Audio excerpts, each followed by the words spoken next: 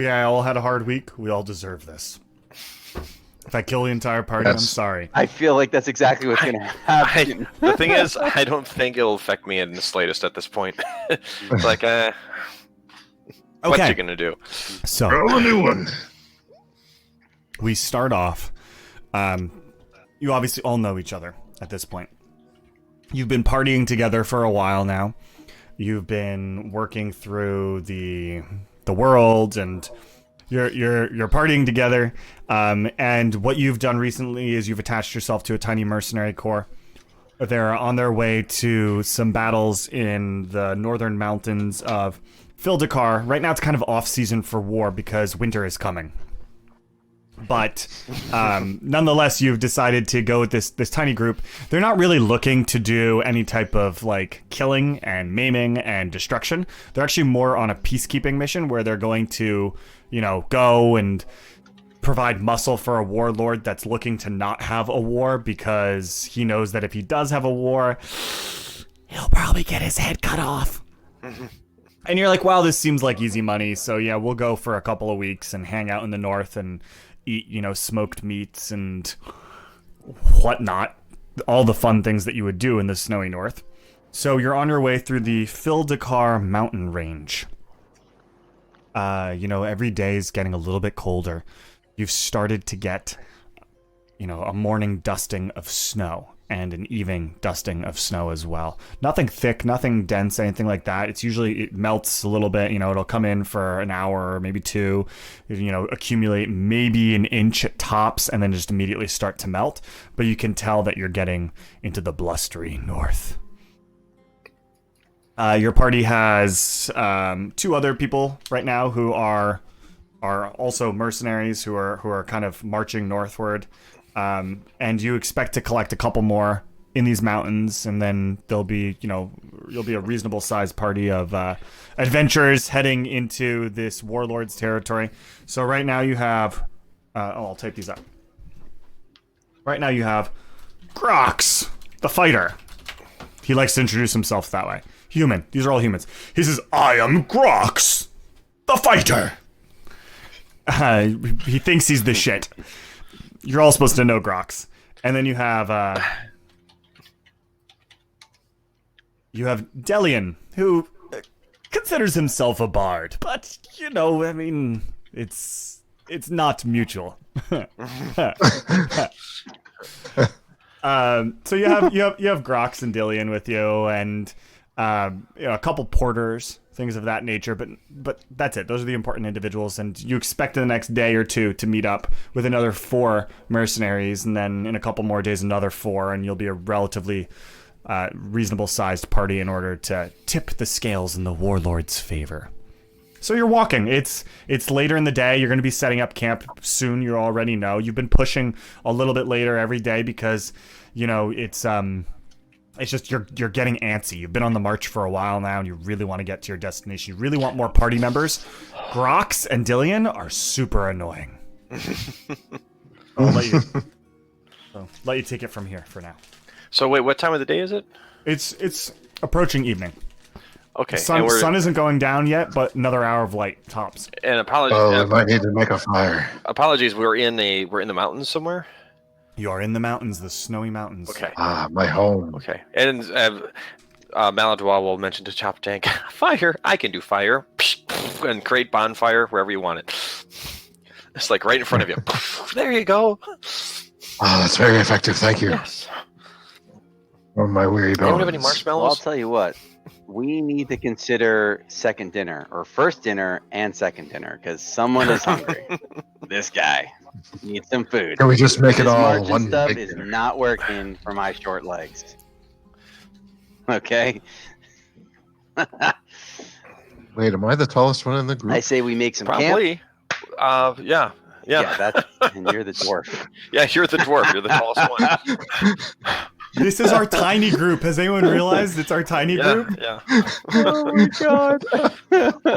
So before you must be under this height to go on this adventure. So The time bandits have come to save you, warlord. So happy. Ding, ding, Ah. ding, ding, ding. Oh, I'm trying to think of an Ewok joke, but that's the second to fly. All right. So, late at night. How far off are we from our destination? Well, you have another More than day a day's before you're walk. expecting to meet the other 4 people. So you're gonna camp for the night definitely, and you'll set off early in the morning. Any let's- are there any dangers that are usually present in the mountains? Of course, they're mountains in the north, but it's I okay. don't know these mountains. Grox walks over to you and kind of pats you on the shoulder. He's like, "Don't worry, small one. I'll protect you all. Of course you will. Maybe I'm this time Grox, Chop. the fighter." This time Chop Tank will be the first one to fall down. So. Probably. I mean, he's really. But you can sturdy. stand in front of me, Cookie Monster. Hey, Greg. Question. So- Is it it's nighttime right now? We are approaching nightfall. We Yes. still have another hour till Dusk. night does fall. Okay. Yeah, let's get some shelter set up. Drink Do we some have mead. tents? Anything like that? You have whatever equipment you would expect to bring with you into the blistery north, because Okay. you were well prepared. Okay. Well. And you have change of horses. Yep. You have horses and carts. You said the porters, yeah. Okay, so Yeah. yeah, we can get the tent set up. Start working on that. Yeah. Let me check my. I am character Grox sheet the again. fighter. I do not set up my own tents. Go. I'm Grox, I tell you what. Don't Okay, set then, up the Grox, tent. sleep in Go the get us cold. something big that we can cook. Like I'm talking like big steed, something nice, something juicy that we can cook. Get some good dinner going for everyone. All right, Grox will go and get dinner then. I'm a I fighter like it. after all, and I can fight Yes. anything. Go fight something that Why don't won't you kill take you. the bard to keep you jolly, to keep Yeah, you company? take the bard with you. Maybe he could sing a lullaby of the thing, and then you can kill it while we set up Oh man. camp, snack. Yeah, don't forget your red shirts. Here, the bard kind of walks over to a large rock and drapes himself across it and pulls out a lute. He's like, "Today's a good day to play some music. It'd be fun. Ding, ding, ding, ding, ding, ding, ding, ding, ding.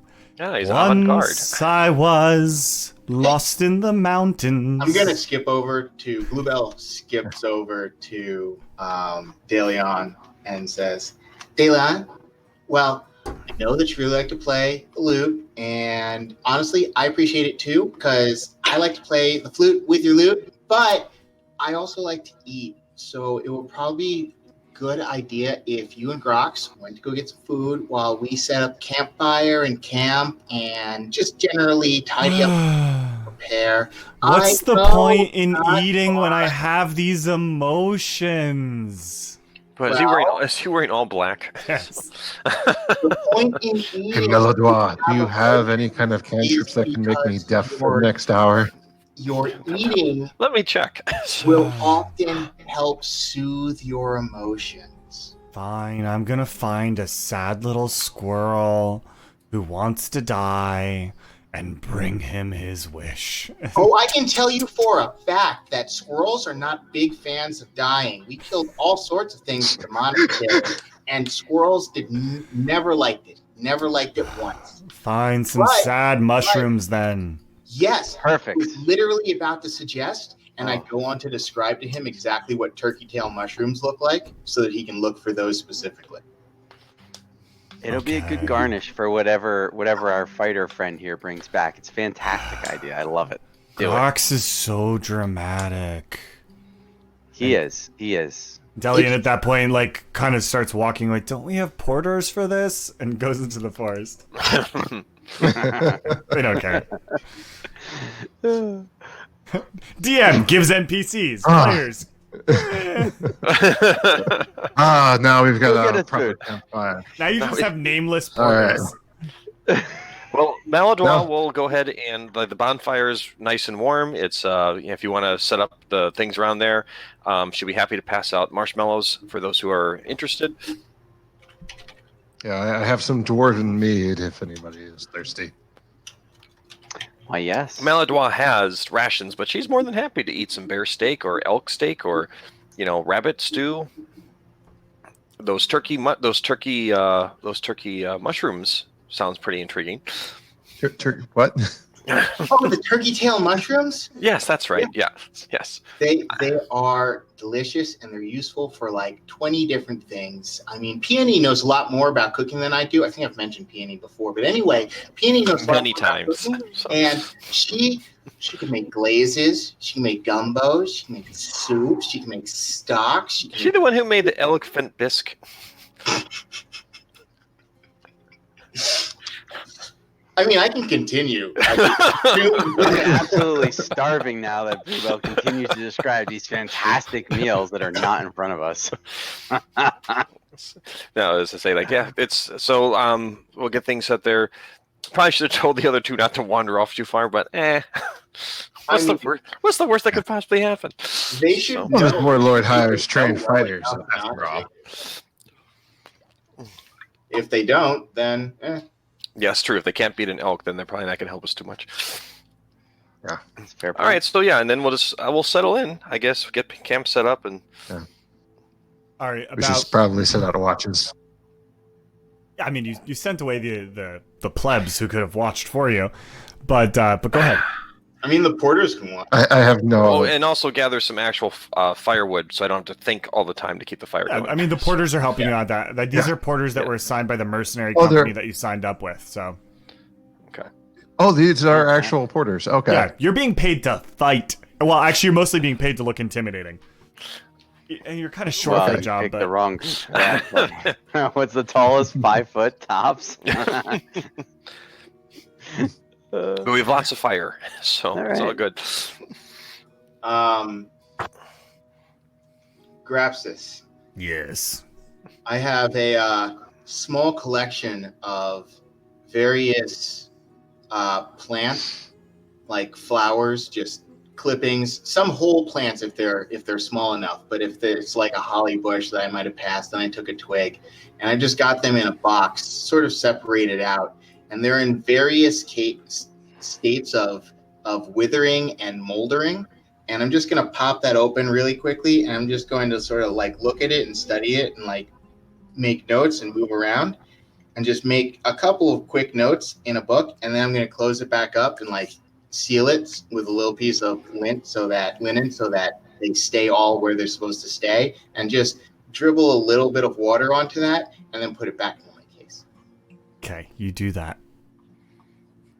About how far out are we from the eventual spot we're going to? About a day's march? You're a day to So where about you're a meeting day. up with more mercenaries. More mercenaries. Okay, got it. All these mercenaries. I just hoping there's enough food for everyone. Pull out some jerky from my bag and just start gnawing on it while I'm waiting for that hopeful steed to come back, because I am just ready for dinner. Yep. Or Yeah, second dinner. Maladroit will use prestidigitation to start playing Bubble Witch. Are we actually by a river in this campsite? No, you haven't seen many flowing rivers Okay. up on the mountaintop. Well, I mean, I'm looking at the map, and I'm looking at the wrong map. That map is the ready yeah. room. Okay. All right. Fair enough. Okay. Well, then what's around us? Are we in like literally It's a street forest. field, or it's a pine forest. Pine okay? forest. So we're up to below sun the then. alpine. Yeah, you're not that high yet. Okay. Okay. That's good. Some nice cover, keeps it nice and quiet. Lots of things to use for fuel. I like it. I approve. Yes, and you're in a We'll probably reasonable cover clearing. ourselves with some- Okay. Oh, we are in a clearing. Okay. Yeah. Okay. All So right. that sounds pretty good. I'll chat up with the porters, find out if there's anything else of interest going on with the warlord. How's he doing these days? You know, hear that he's like pretty excited about what's coming up. This is my first time going this far north. I'm Hey, how you doing? not so. I don't know so much about him, but here he is, a douchebag. Oh, you're not he's not a furball, is he? No, not the. Okay, just football, making no. sure. Okay. These are all humans. It's all Okay. humans. Okay. They're all here. Really? What classifies him as a douchebag? Genocide, killing his own people, murdering his own people, cutting off limbs of his own people. You know, the usual warlordy things. I'm assuming that the and, There's no people dwarves. Bluebell walks over and starts taking an interest in this, but she continues cataloging some medicinal herbs that she was gathering over the course of the day's march. so the people who get their limbs chopped off, are these the bad people? I mean, bad is in the eyes of the beholder. I would assume that he thinks that they're bad people. That's about Wait, do you think the beholder thinks they're bad people? There's a beholder? I don't know. You just said eye of the beholder, so there's like a beholder. Well, you know, it's an ancient phrase from my people. The Oh. eye of the beholder. You know, if you could see a beholder's eye, it would make you think of the beholder's perspective, right? Gotcha. With you 100% on that. So Bluebell is going to telepathically whisper to you. And I'm going to assume that you've done this before. Yes. Okay. The voices are telling me to say France again. So, I mean, yeah. No, I'll have done this. I'll have done this before. We did it when we were checking out those bears the other time. Remember, we were at that town a long time ago. That's right. The Bears. Yep. The Bears. The bears. Is just gonna whisper. I don't think that's how or what that phrase actually means, but maybe I'm wrong because I'm having a long thought. Yeah. It's like in those adventure games where you're waiting for the character. You have to click on something. The character's just standing there after someone has said something. So yeah, after the porter's done, Maladwell looks very thoughtful for a little bit. Okay, yeah. So excellent. Are you being paid well? I mean, yes, of course. The mercenary company, which we will call, because we haven't come, Broken Arrow. Broken Arrow. Ooh, the Broken Arrows. Good one. Oh wow. You know, That's led by John Travolta, isn't it? Yes, of course. Yes. He's a dual partnership. He's wearing. You know, they're wearing robes of like a deep crimson with white broken arrows on the shoulders. Okay. And you know, it's just, you know, they have very good pension plans. It's, you know, and very good life insurance. I've actually heard that about evil empires. They have Yes. excellent benefits. They're not very evil, you know. I mean, listen, you know, this is my third time working for them on an extended period. Oh, the mercenary company. Yeah, the mercenary I company. apologize. Yeah. I thought you were referring okay. to the warlord. Okay. No. The warlord's name is Heimdall. Hemdell. Can you put that in the chat? I see it. Yeah. Of course I put it in the Discord. chat. Are you in Discord? Okay. Oh, yep. Yeah. I'm- Hendel. Oh, okay. Okay. And Hendel can't handle these upsurfers. I don't understand. Oh. It's an old saying from where I come from. Bluebell would like to attempt the flutish equivalent of a rim shot. Thank you. Do you want to roll for performance? Yeah. Please. Yes, actually.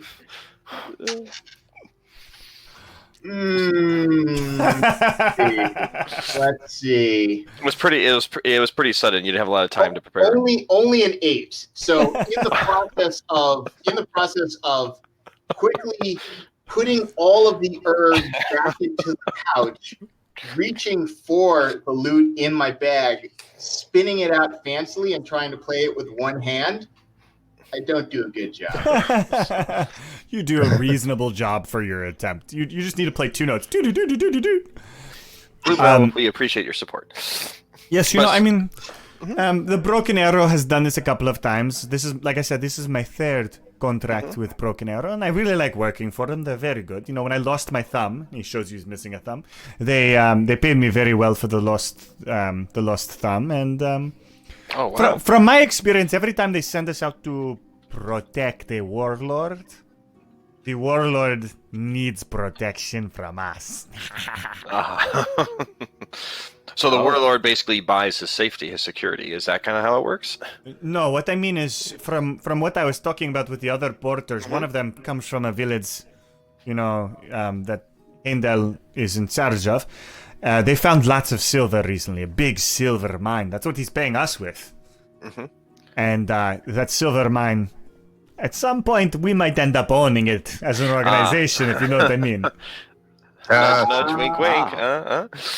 But he doesn't know that, and he won't tell tales, because dead men don't tell tales. Tales. Yes, my culture shares that sentiment as well. So, if you all thought this was going to be easy, I'm sure it will be. But did they tell you were going to get covered in blood? That's why these are red. Oh, I usually just assume that when I wake up in the morning, regardless of what's going to happen. The people that I hang out with tend to have a lot of blood that splatter around them. So, yes, Bluebell? That would be me. Yeah, this is a DM question. What's this porter's name? Sorn. Number 1. Sorn. Awesome. Sorn, do you suppose this is going to be our blood or other people's blood? How good are you with Hey, Bluebell, I thought we knew each other. It's going to be my blood. I was to say, I'm very good at getting his blood on me. He kind of eyes you up and down. He's like, do you even carry a weapon? Talking to you, Bluebell. I mean, I carry a variety of weapons. Generally, I like to keep them hidden so that they're harder to take away from me. And I find that in most situations where I might have a weapon taken away from me, having a few hidden in various spaces comes handy. One time, this is going back to my initial training, but like one time what the elder monks did is they took the entire class and they just punched us black and blue until a couple cracked ribs, and my eyes were actually swollen shut. It wasn't that much fun. And then they hung us upside down from, I think they were trees, but I'm not entirely sure because eyes were swollen shut. Anyway, fortunately, I had secured a couple of darts and I was able to cut myself free and then help a couple of the other students back. And eventually we managed to sneak back to the village. That part was difficult without the sight. But yeah, that was pretty bloody, but I mean, it's been worse. You know, that all reminds me, I have to go hang the hams. Okay? I'm going to go hang the hams. Oh, but wait, I have some questions. Yes, we will definitely talk later about it. It is, yes. Oh. Yes. Is that a euphemism? Oh, you see, he goes and unpacks a whole bunch of hams. No, that's what Ballad wasn't sure. About how he lost his thumb and how it feels. I have a notebook for such things.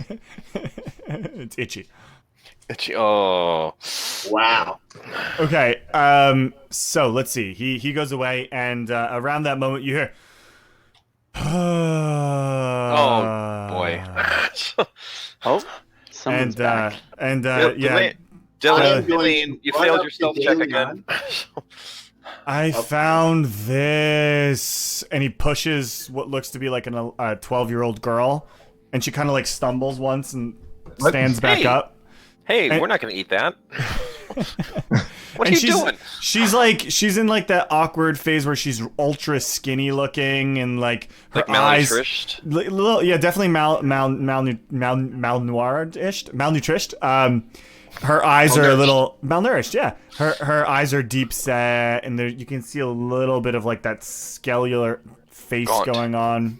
Absolutely gaunt.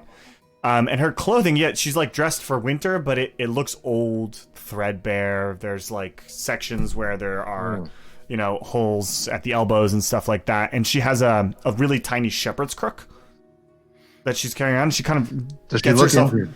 She gets herself... Yeah, well, she looks injured, but not recently, if you catch my drift. Right. Well, how tall is she? She's pretty tall. She's like 5'8". Okay, so I'm not going to call her a little one. 5'8". Come here, child. She's clearly gone through a growth spurt recently, type deal. Wait, she's taller than the entire group. 12-year-old. Oh, yeah. This is Dutch. They're like Dutch people. Yes, she is the tallest one here.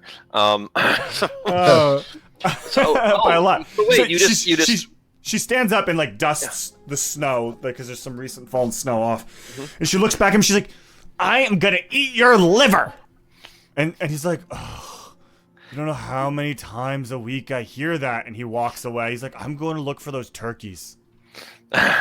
And so Melodraw will say to the girl, first off, you don't want to eat his liver. You don't know what's been in there. Secondly, what's your name? I have it written down, but I don't like it now that I'm looking at it. Well, that's Sorry. okay. Not everybody likes their name. I'd like to ask her to like just kneel down a little bit so that I can take a look at her. You know, I'm just gonna do the standard sort of please open your mouth and like, you know, just if she agrees to it, you know. I don't like other people touching me. Don't. Oh, I don't have to touch you. I'm just taking a look. You look like you might actually have, you know, maybe I don't know. Well, Yeah, I'd don't have worry. to look at you. Just Bluebell is not a doctor, but she knows how to play one very well. Okay, I'm Nillian, and Or they. I'm sorry, they. Right? what are you all Yes. doing in the woods up here? Are you gonna attack a village or something? I don't think that's on our agenda. If we were going to attack a village, we certainly wouldn't have a bright fire. That's a real bad way to sneak up on anything. Okay. I'll tell you that one for free. I'm a big fan of foods cooked on open campfire, so just having some dinner right now, actually. Food? Well, soon. Yeah. Have you Are ever you- heard are the you hungry? term glamping? I mean, I should go. Why? I should. Well, you see, I should go. You're all very weird. You And just met us. you It's a have 5'8", Oh, 12-year-old. 12-year-old Wait, girl get to thinks know we're us. weird. No You- kidding. you have weapons, and Look at the little look at our friend the halfling. The halfling has no weapons whatsoever that you can see. I mean, Well, what are you doing out here in the woods there, sister? I'm tending my herd. And How did- where's your how did- herd? I don't see a herd anywhere. Because I mean, is it tasty? Could we How buy did- one off of you? I have a well, actually, I have a question, if I may, really quick, which is that Maladra would like to ask her, how exactly did Delian, Delion. how did Delion get the drop on you? His size can be heard from 60 feet away. Yeah, well, I did hear the doofus, Mhm. and then I saw him and said, "Hey, did you see any damn goats?" And he said, "You have to come with me." And I said, "I'm not coming with you." And then he grabbed me by the wrist, and I slapped him in the face, and he dragged me here. Okay, so Oh. number one, Good job, always aim Chad. for the crotch. Number two, you're missing some goats. I am missing a lot of goats, and my dad is gonna kill me. Looking at her, I could probably guess that.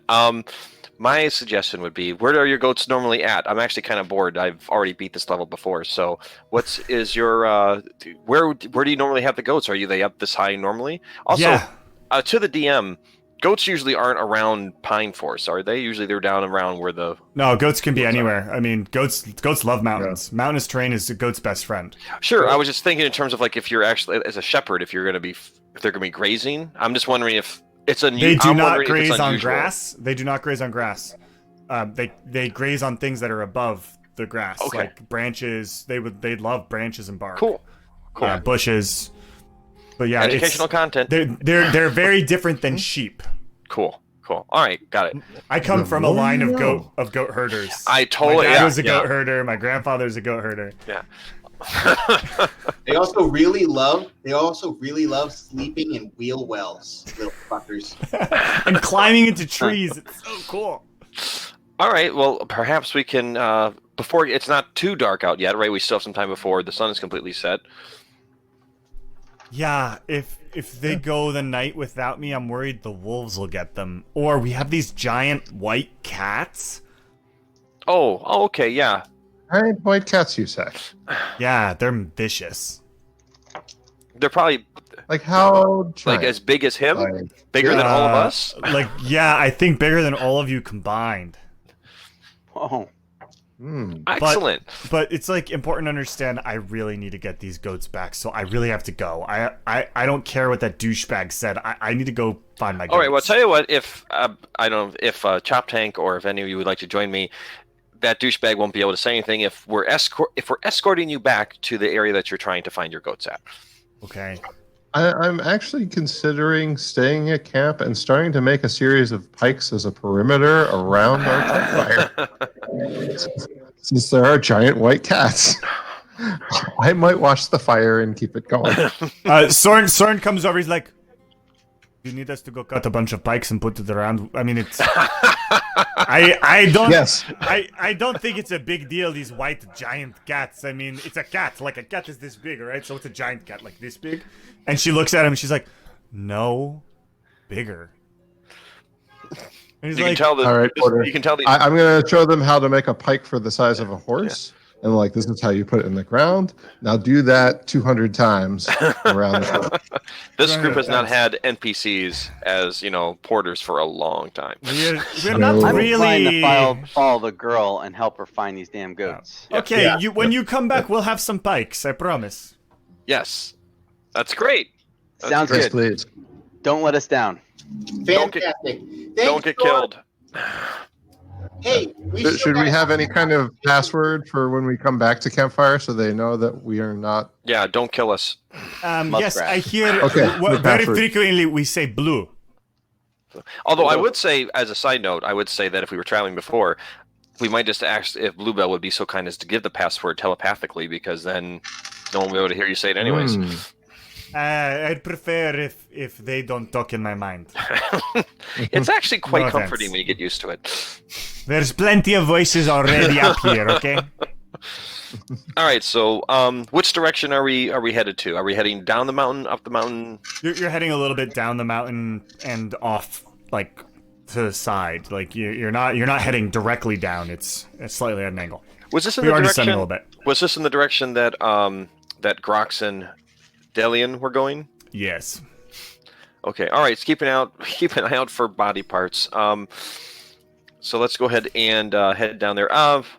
Any kind of marching order? I prefer the girl not go first. Although I'll ask the girl. Like, so how long have you lived in the mountains? Your whole life, or? Yeah. Okay. I don't think we ever got your name, young lady. Oh, it was Lillian. Nillian. Oh, All right, I was checking the. Oh, there it is. Nillian, teenager. I'm sorry, I missed it. Got it. I saw the Deadpool. So Nillian been here the whole. So can you recognize the tracks of these giant white cats? Like, can you any telltale signs if they're near? They eat you. Like I mean, like That counts. That counts. that's a You- pretty good sign. They're really quiet and they're really fast. And I mean, like usually what I do is I build up a big fire. There's a section of the rocks, a couple 100 yards off, and it's like a little cave. And we'll build a fire in there, and my goats will huddle with me, and my dog's missing too. Do you want? Would it be helpful for us to go ahead and make a quick fire in the? Is a safe place where we could leave a fire? We could leave it burning, and then when we come back, it's all it'd be easier to find our way back in the dark. Yeah. Sure. I'm just saying, like, if we can, if she could bring us there, I suggest that we could go ahead and gather some wood, throw it in there, bonfire that sucker up, and then head off into the wilderness. Sure. My So you senses tingled at the idea of leaving an unattended bonfire in the middle of a pine Hey. Melodois has a wisdom of 9, okay? So she's... Hey, look, I mean, like, so good. I'm a monk. Other people did the wood stuff.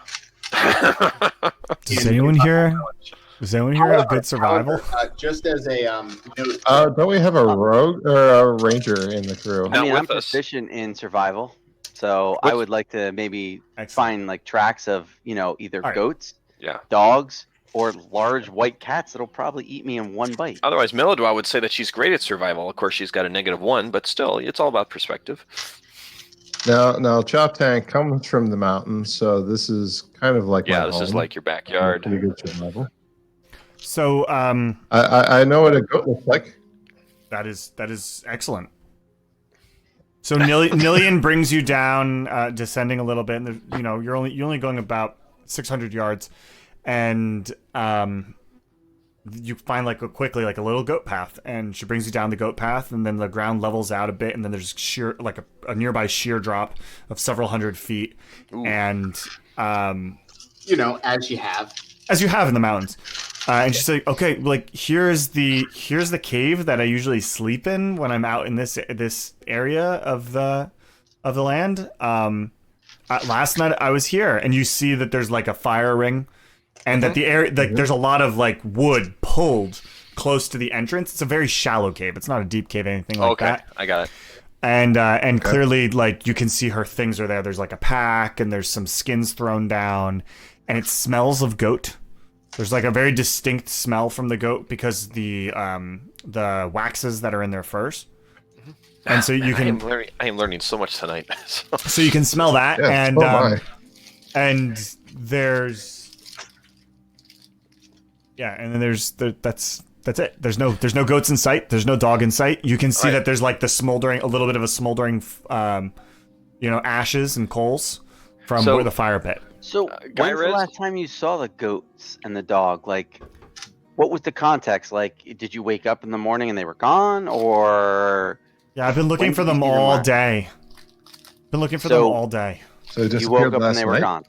I woke up and Shenshei, my dog, he'd been just like next to me the entire time, cuddling me in the night because it was so cold. Mm-hmm. And normally the goats, when I wake up, they're still asleep too, and I get up and they follow me, and we go down to the river, and I bring them all the way down to the river and then all the way back up for the night. But none of them were there. I don't know what happened. I've been looking all day. I can't go back to my dad. He's gonna break my arm. So, are we able to? Is there any tracks, not in the immediate area, but of the goats or the dogs like walking away that maybe we could start like tracking? While he's doing that, I'll work on getting the fire going. Survival check. Natural 20. Oh. Oh. What was? Yes. Yeah. Melodois has create Natural bonfire 20. as a cantrip. There it is. Natural Like, it's got 20. even little nice little symbol there on the dice, so I know it was a natural 20. The little leaf thing there, it's super awesome. Yeah, natural 20. Wow, that's impressive. He's like, there's no tracks. Yes. I mean, I have notes. There's notes. The goat was behind you the entire time. You find tracks. You find the goats. Wow. You find tracks, and you're looking at them, and they look like goat tracks to you. And intermix them as the occasional paw, so you figure the dog was there too. And they lead off up the mountain, continuing in the direction you were moving, so away from your camp. Well, I think we should follow the tracks because we found these tracks. We see what seems to be goats and what I'm gonna call a dog track. It's tough to say with all the other tracks. I'm thinking maybe we follow them up. I mean, it is getting a little late, but if these goats are in trouble, I mean, something tells me that at night they're going to be in far worse trouble than if by themselves. So if everyone's if there's no one opposed to it, I say let's follow these tracks and see where they lead. I am all for this. I love adventure. How about our tank? Because I'm a little squishy. It's going to be really dark really soon. Well, that's okay. You We have, got night visions. I'll open my hooded lamp up, and we're good to go. Let's rock and roll. All right, I guess. All right. I'll take. You might have to lead the way with the track, and I'll be right behind you in case we have to push you behind my shield. I think. Do we want to go ahead?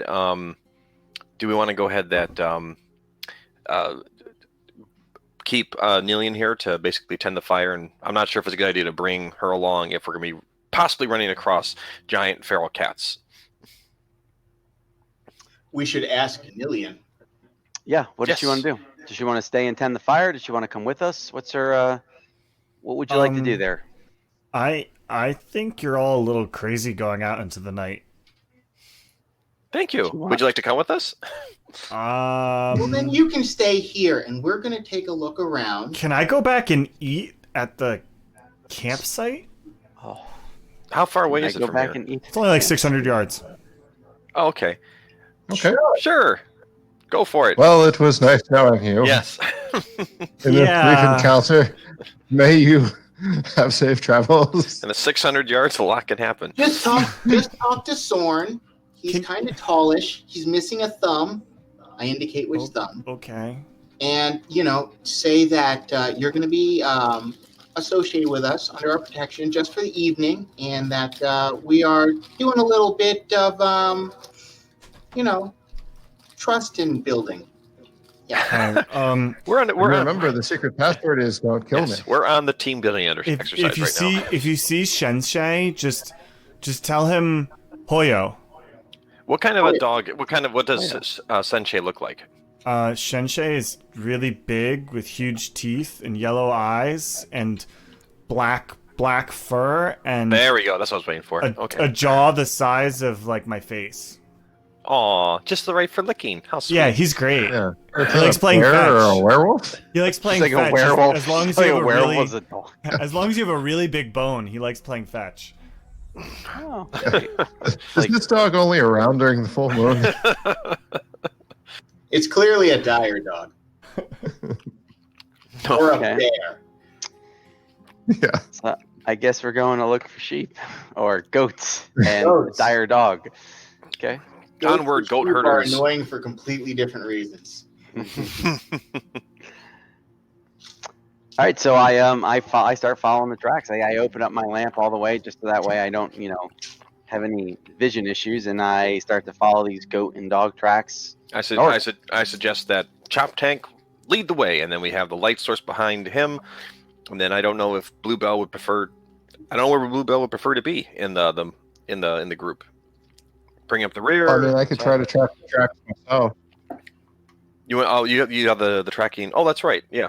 Yeah, no, I'll track. I'm and saying have Chop that- Tank right behind me. Just for the fun of it, let's actually do tactical. We'll do like a diamond shape Yeah. with Chop Tank up here, and then 2 people, and then 1 person in the back. Okay.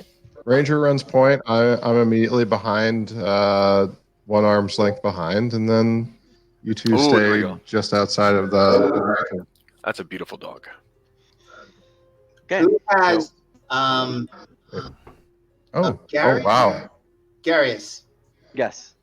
What's your perception? What's everybody's perception in terms of whom we should put in the back? I have expertise in perception, and +5 on that. Okay. So, do you want to take the rear of the diamond? I can. And That's a good idea. Melodois has not got good perception. Yeah, I don't have great perception either. It's okay because it runs on wisdom, but it's not something I'm proficient in. So. Melodois, without I have no doubt, has the worst perception of the group. So, Real quick, since you're on that note, just confirming Chop Tank passive perception of 10, Yes. Maladouin 9, yeah. Garius 15, Yes. Can you see me right now? Oh my God, another voice. and Bluebell. What's Bluebell's?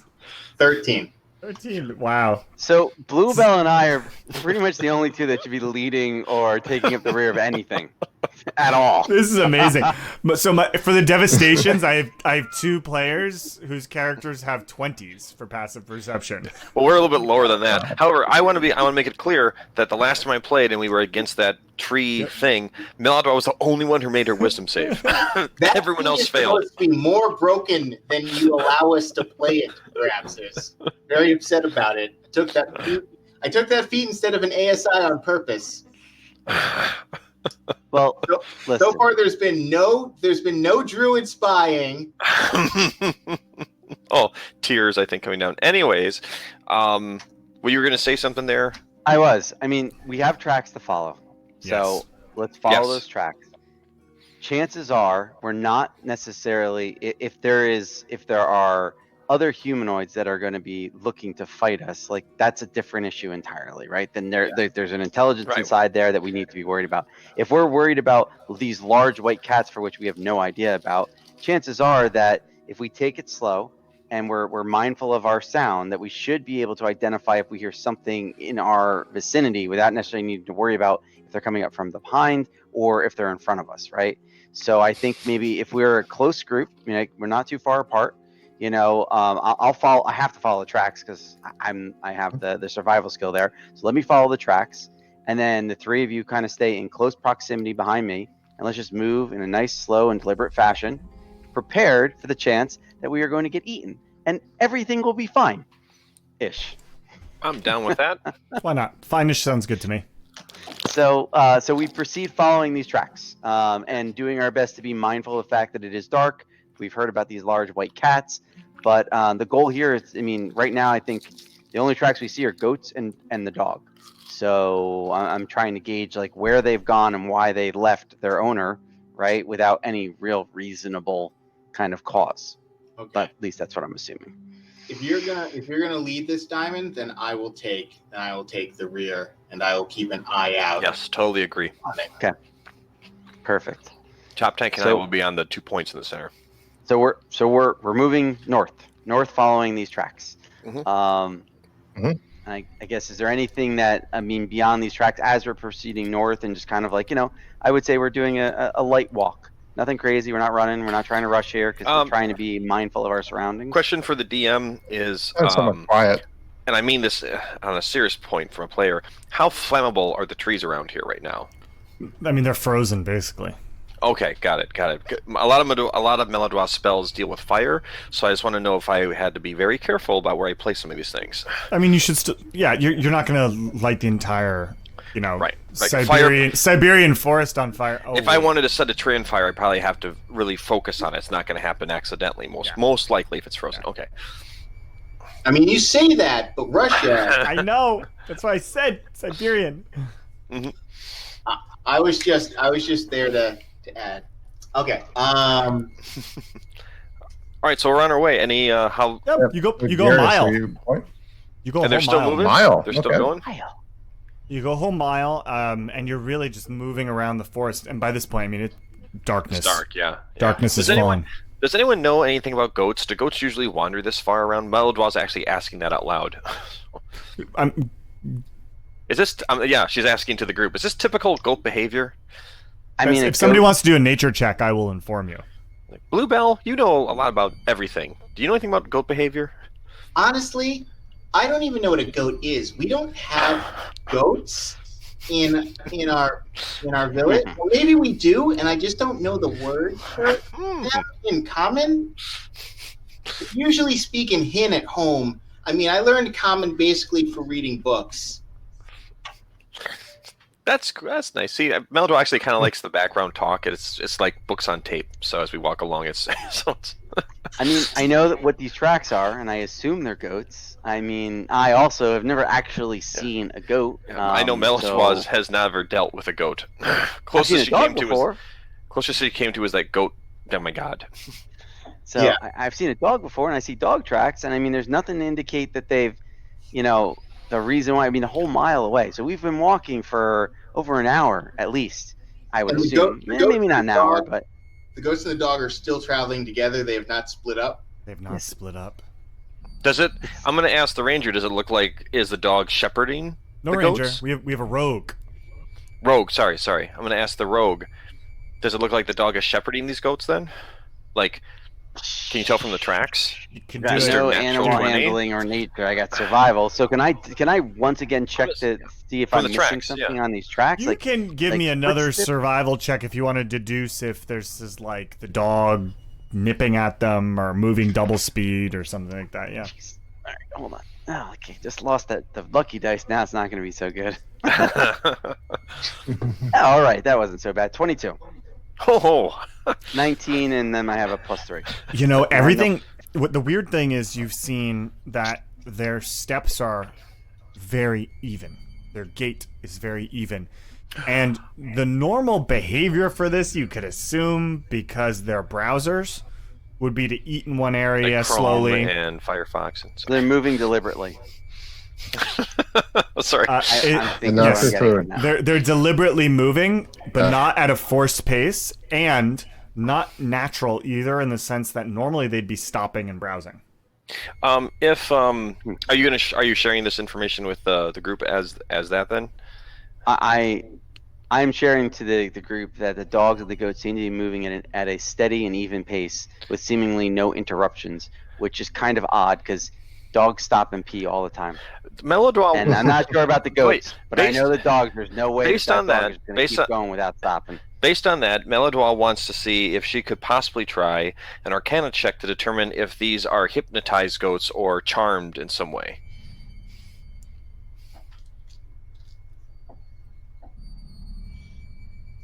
Is that okay? I'll let you make the roll. That's fine. Say. So yeah, that is a 24. Could be. Okay. Yeah, if they were under a hypnotized spell, Okay, they so would everyone- act this way. I'm pretty sure that these goats are probably hypnotized by something. Like when we find them, they're gonna have like swirly shapes in their eyes. I've seen this happen. I've seen this happen at the college. It happened all the time. Not goats specifically. Well, all right. Wait, And did you go to the School of Hidden Letters, the College of Hidden Letters? Melodrama, actually, I never actually got to the background of her on that. There's only one magic school. That's true. That's true. It's now, of course, she is more self-taught than anything, but I'll have to look into that. And I guess we're still walking, and we're moving. Well, another Yeah, question. No other sign of any other tracks, just the goats and the dog, huh? Just the goats and the dog.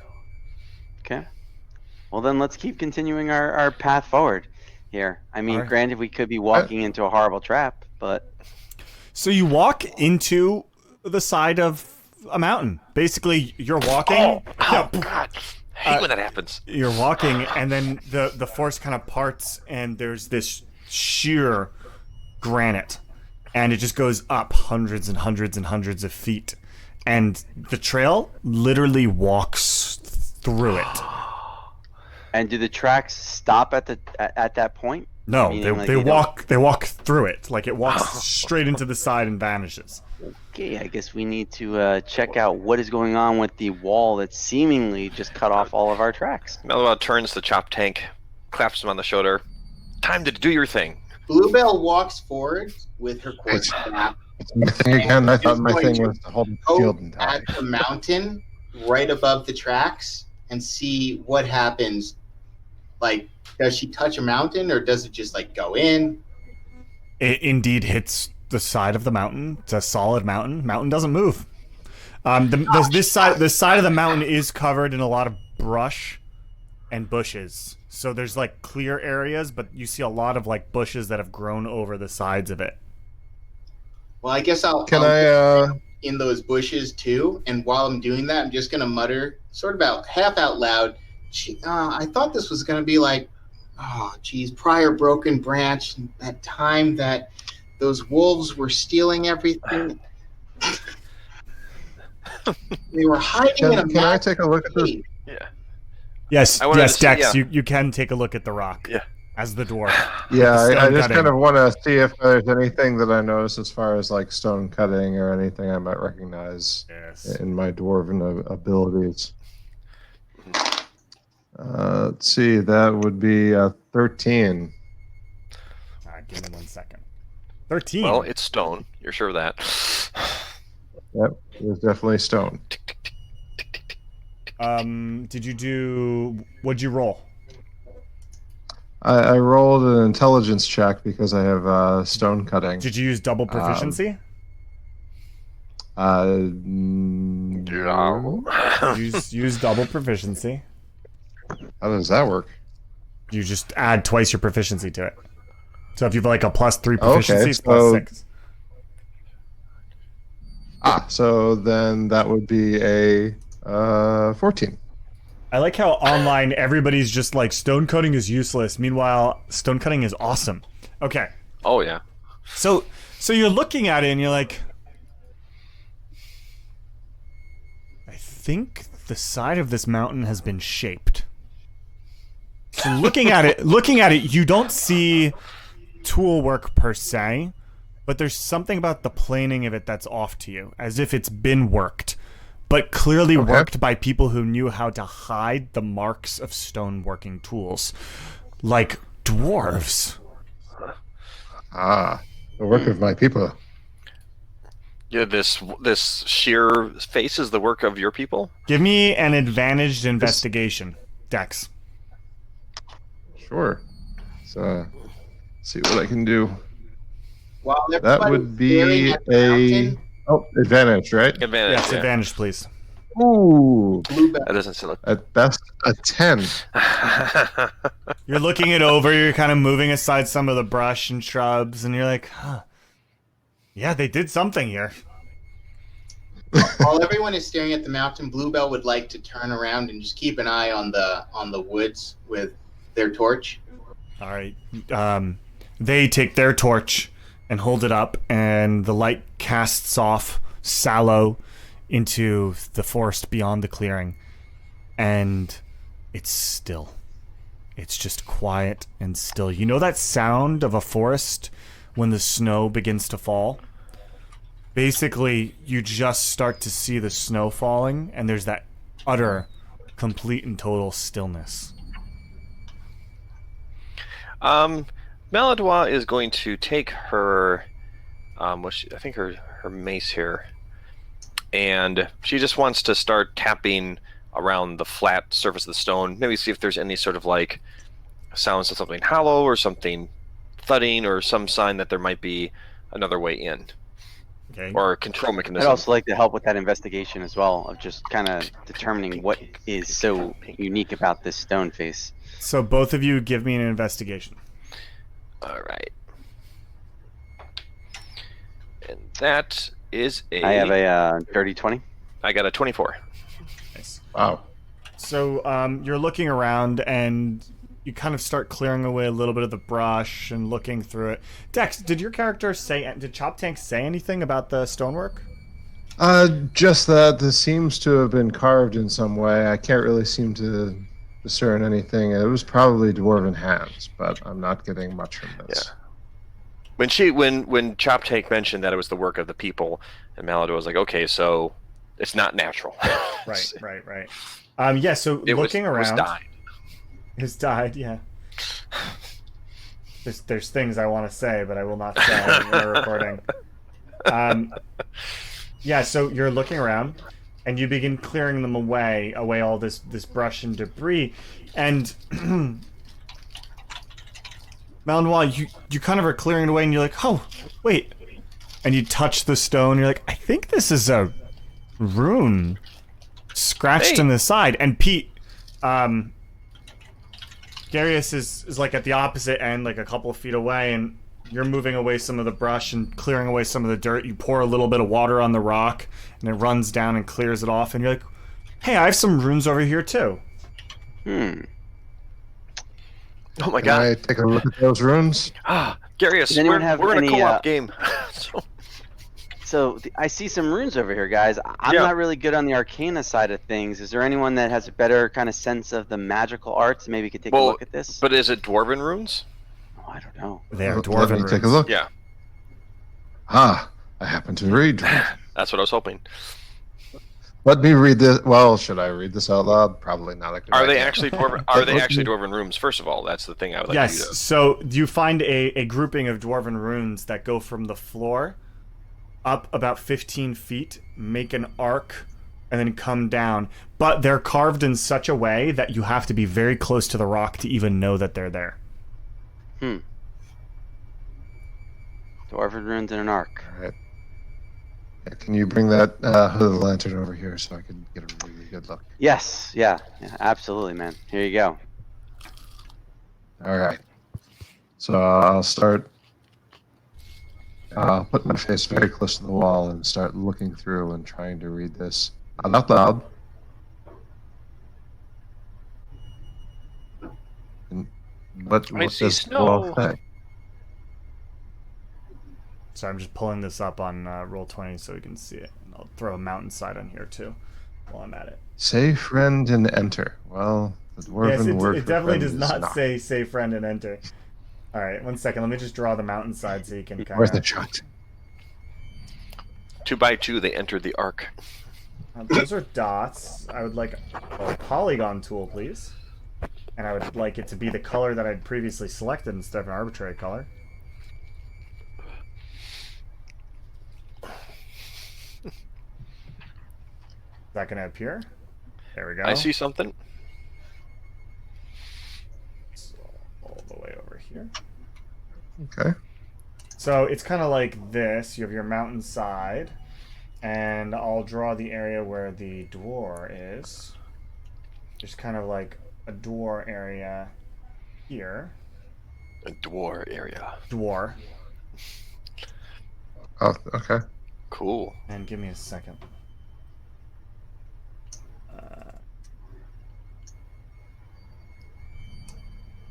I have one of these. winter fields.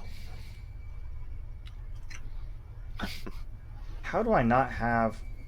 Come on, something. Give me something. Ugh. Sorry, I'm looking for something real quick. No problem. This is part of the problem. Come on, you can do it. You can do it. Dex, have you camped in the Pine Barrens before? I'm not in the Pine Barrens, no. Okay, I've always thought that'd be pretty cool. Get in there, like deep into the Barrens where it just dead silence all around. I can't believe this is a thing. Sorry, half a second while I add something to the map and then modify the hell out of it, because apparently this is going to be what I use. Fine. It's one of these days. In the pines, in the pines. Oh, nice. Second. Hell, it's a cute little cat. It tells me that's not going to end up being a cute little cat. Wait, I totally see this thing. Steve. Large cat. Okay, yeah, now I can see. I was saying a cute little cat. It's a large cat. I mean, it does take up 4 squares. Yeah. All these Hey, I've seen cats take up 4 squares and they're only like 2 feet long. all these assets that I have, and I can't find any large cat. What the heck? Yeah, Oh, second. Not, That is kind of impressive. and you can't even like scale it up. no, it's no, I scaled. did scaled up. Second, I have to. That is scaled up. For some reason, shoot, I have to find what it was. It was snow. Sorry, I'm just looking it up on D&D Beyond because I know. I think it was an encounter. Second, I have to actually find the monster. Talk amongst yourselves. Pretend you don't see that. I'm going to get a beer. Sure. Oh, good idea. I'm willing to get a drink as well. All right, I'll throw up the AFK for a hot minute. What doesn't this button do? What doesn't the button do? Okay, need to change music, right? Music has to change, I think, right? It depends. Is it Dun, dun, dun, combat dun, dun, dun, oriented? dun, dun. Is anyone reading the? Is anyone listening to music? I've been hearing the music. A little bit. It yeah. was a little creepy Yeah, there we go. before. It sounds like it's getting worse. I mean, better. Depends on who you are. It depends on if we're gonna die or not. I So suppose. you're examining these runes. Dex, you're looking at 'em, Yeah. and you can kind of piece them together after having examined them. And they say, "Be here, all my fear. Liar, deceiver, virus of the clan. Darkness, take them forever. This is the door made from the door locked, the door forever."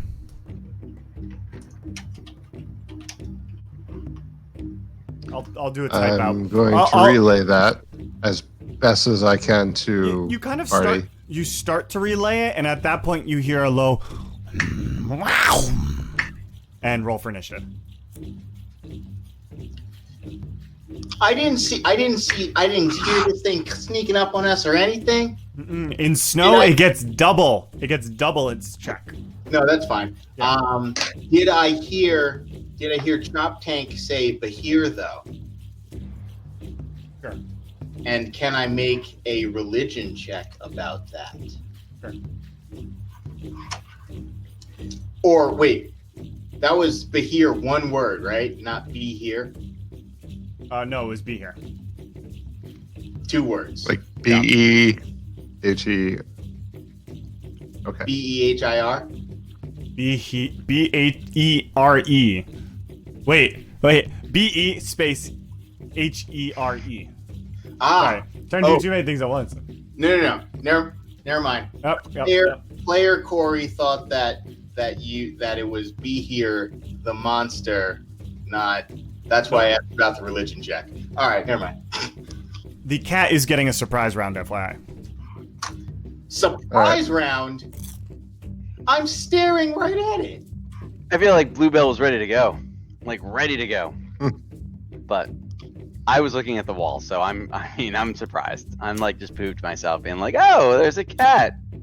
Didn't know that was gonna happen. So Didn't know that was cute. gonna happen. All right. Do you want me to add you all to the order and you can enter your values? Sure. Oh. Oh, well. Well, it was fun being alive while it lasted. Yep.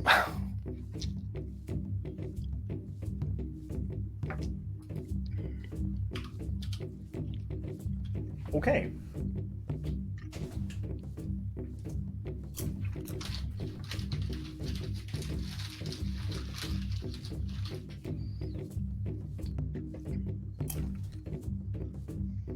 I'm just Yeah, waiting I for need- Dex. Yep, sorry. No worries. I was reading a couple of things. If you run into a giant cat, follow these instructions. Oh, Okay. no, just as a point of order, if in a surprise round we don't get reactions, No, that you don't. Surprise round, you get no. You are actions. surprised, indeed. Okay. okay. So you can't interrupt or anything like that. Surprise. Well, just because what I assume is going to happen, I would have a response. But, all right. So you hear this, and as you all kind of whip around, literally all you see is snow kind of falling in front of you. And then the snow begins to move very, very fast, basically leaping forward. And it leaps forward on our very, very brave Bluebell. Hi, I'm Olaf. I like warm hugs. And Bluebell, a large, massive cat, well, large cat with just these glowing, silvery eyes, just darts straight at you with these massive paws. It's Snow White with this long, shaggy fur and this large tail whipping around, and it just pounces upon you. It goes to bite you. And Matt, that is the loudest crunch known to humankind. I thought I Very was on mute. Sorry. It's all good. Oh, okay. Pull up this sheet. What chips are those? They sound amazing. I wonder why we got surprised. I was tweeting too loud. I yell out in a very odd strain of halfling. The single word you don't quite recognize, but it's definitely sounds halfling-ish. Did I just lose everybody except for you, Corey? I can hear you. No, we're I here. can see you. Oh, what? I can see everybody else. Pete just popped in. That was weird. Hi. I was waiting to see if I understood what he said in halfling or what she said in halfling. I mean, it's quite obvious from context and from like the tone that it's something Oh, of shit. surprise or shock. Yeah. It's just Got it. It's just like my group has been deep in the woods by itself for a long time, and some of the words are different. Like Quebecois. I'm gonna reconnect real quick Got so it. I can get a all my webcams died on me.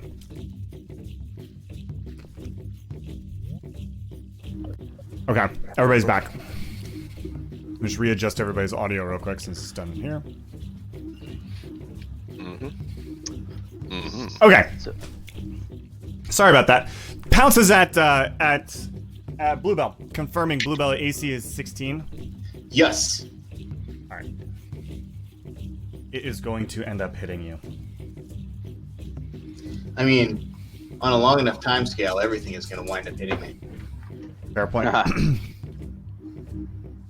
All right, so it pounces on you and it just bites into your shoulder and gores out, rends out a piece of it for 11 points of damage.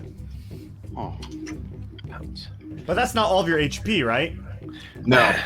Good, because there's more coming. Bite, 2 claws. That's the end of the surprise round, so now it's Chop Tank's turn. All right. Basically, you turn around, talk to your compatriots, and you see this massive cat. Oh my God! There's a massive cat. You My also, own you mother. also hear me shout in surprise. All right. How badly beaten are you right now? 11 points of damage. About half. Oh, that's right. It's You're about half. it's pretty big. Something that is a size large just clamped down on my shoulder, which means it clamped down on my entire torso. All right. Because I'm not tall Yeah. for a Yeah. halfling.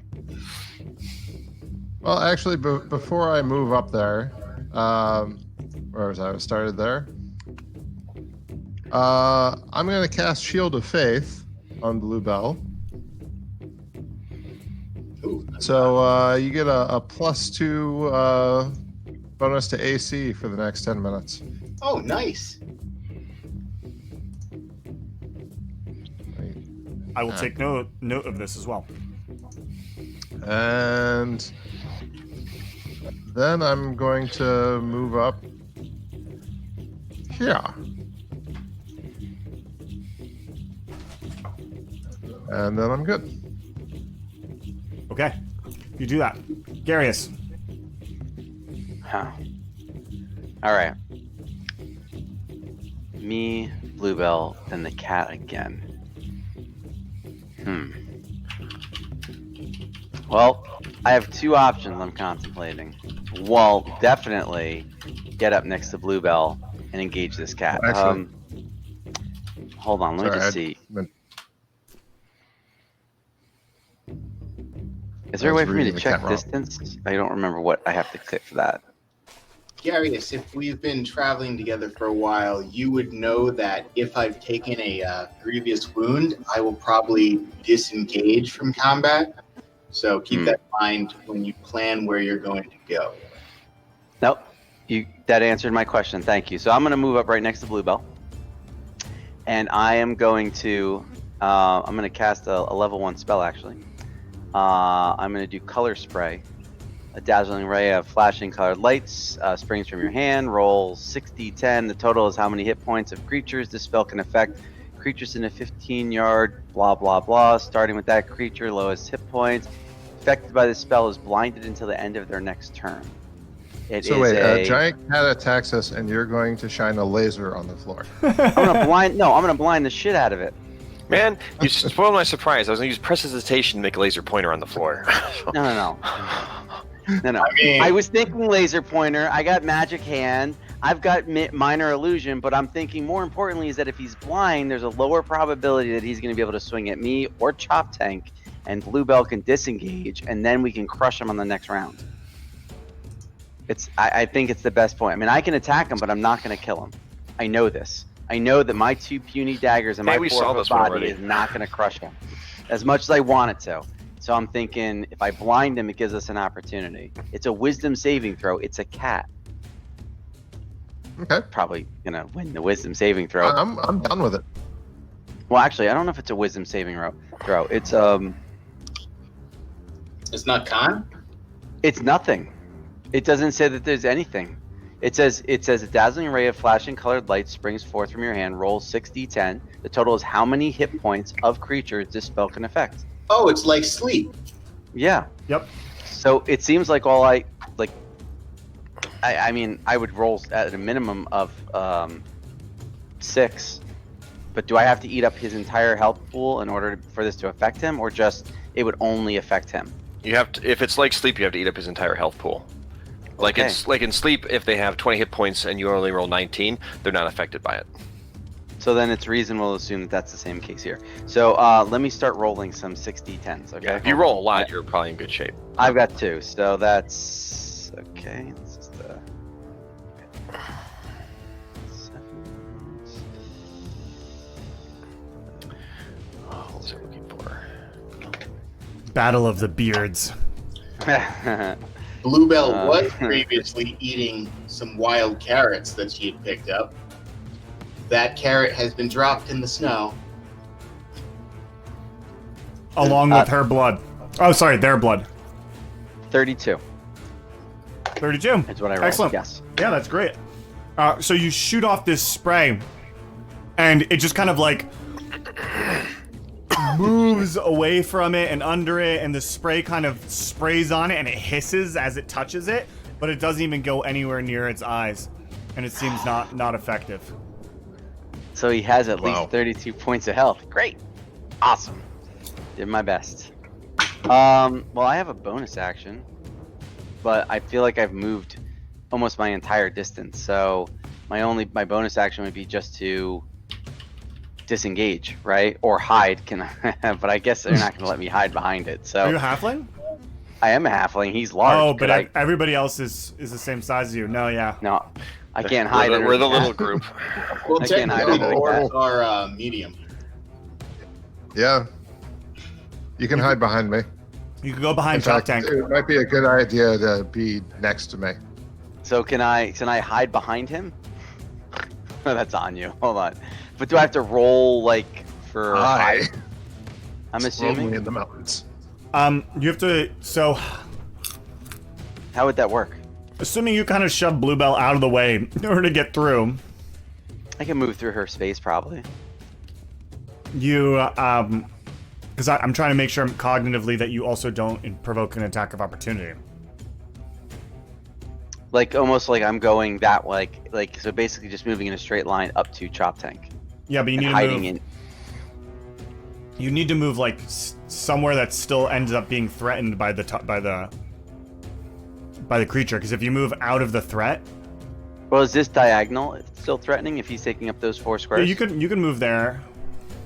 And attempt to hide behind Chop Tank? I don't think you're enough behind Chop Tank. I think you'd end up having to take the attack of opportunity to really hide. I think you'd have to be here.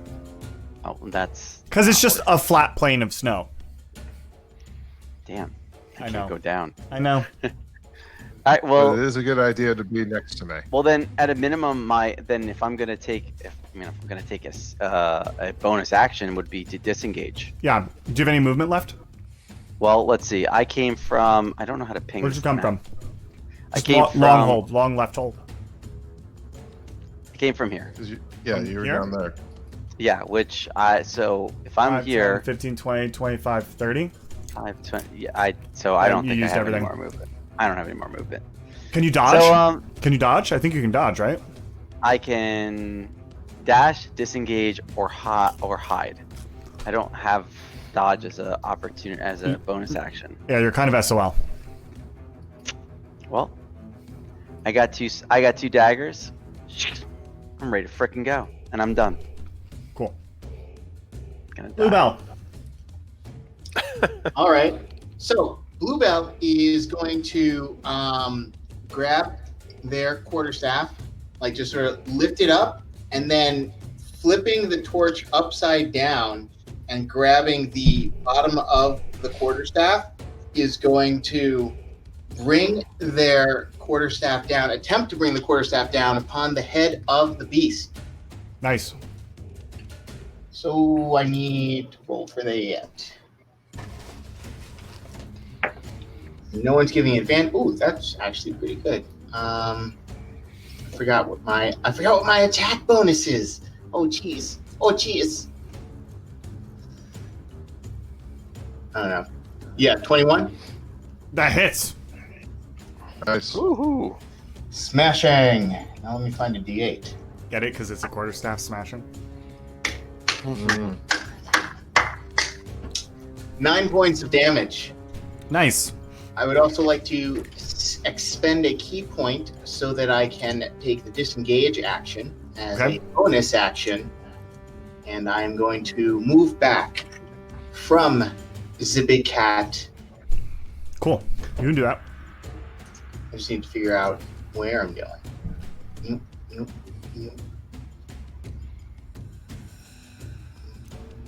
Yeah, I'll figure out where I'm going. Okay. So yeah, you basically whip your quarterstaff around and smack the kitty in the side of the face, and it goes. And there's like a line of blood that pours down its black lips and onto its white fur, and it hisses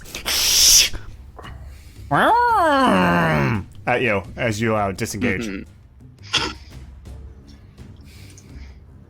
I say something unpleasant to it. Bad kitty.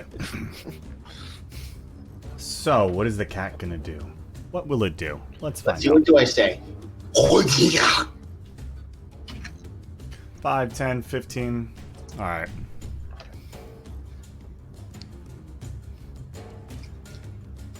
Which I don't think anybody understands. But So, it basically means I hope your skin strangles you. nice. Garius, your AC is 14? Yeah. Yeah. It's, Wait, is Sorry. that Wait, is that what? with a +2? No, No, that from is the- So Blue plus Bell. 2 is blue. No, Bell. Oh, that's on Blue Bell's Bell. on plus. Sorry. No, yeah, No. it's 14. Oh, time for a drink. For those about to rock. We salute you. All right. Whoa, no, I rolled really poorly. It's fine. So the cat leaps at you and takes a chunk out of your side, 8 points of damage, and give me a strength. That's the fun. Give me a strength saving throw. All the saving throws. All the saving throws. 11. All the Ah. things. So That's as fine the now, cat pounces on you and takes a chunk out, it just drives you to the ground, and you are knocked prone. So, as a reaction to him attacking somebody within 30 feet of me, I would like to channel my divinity and rebuke the violent. Force a wisdom saving throw.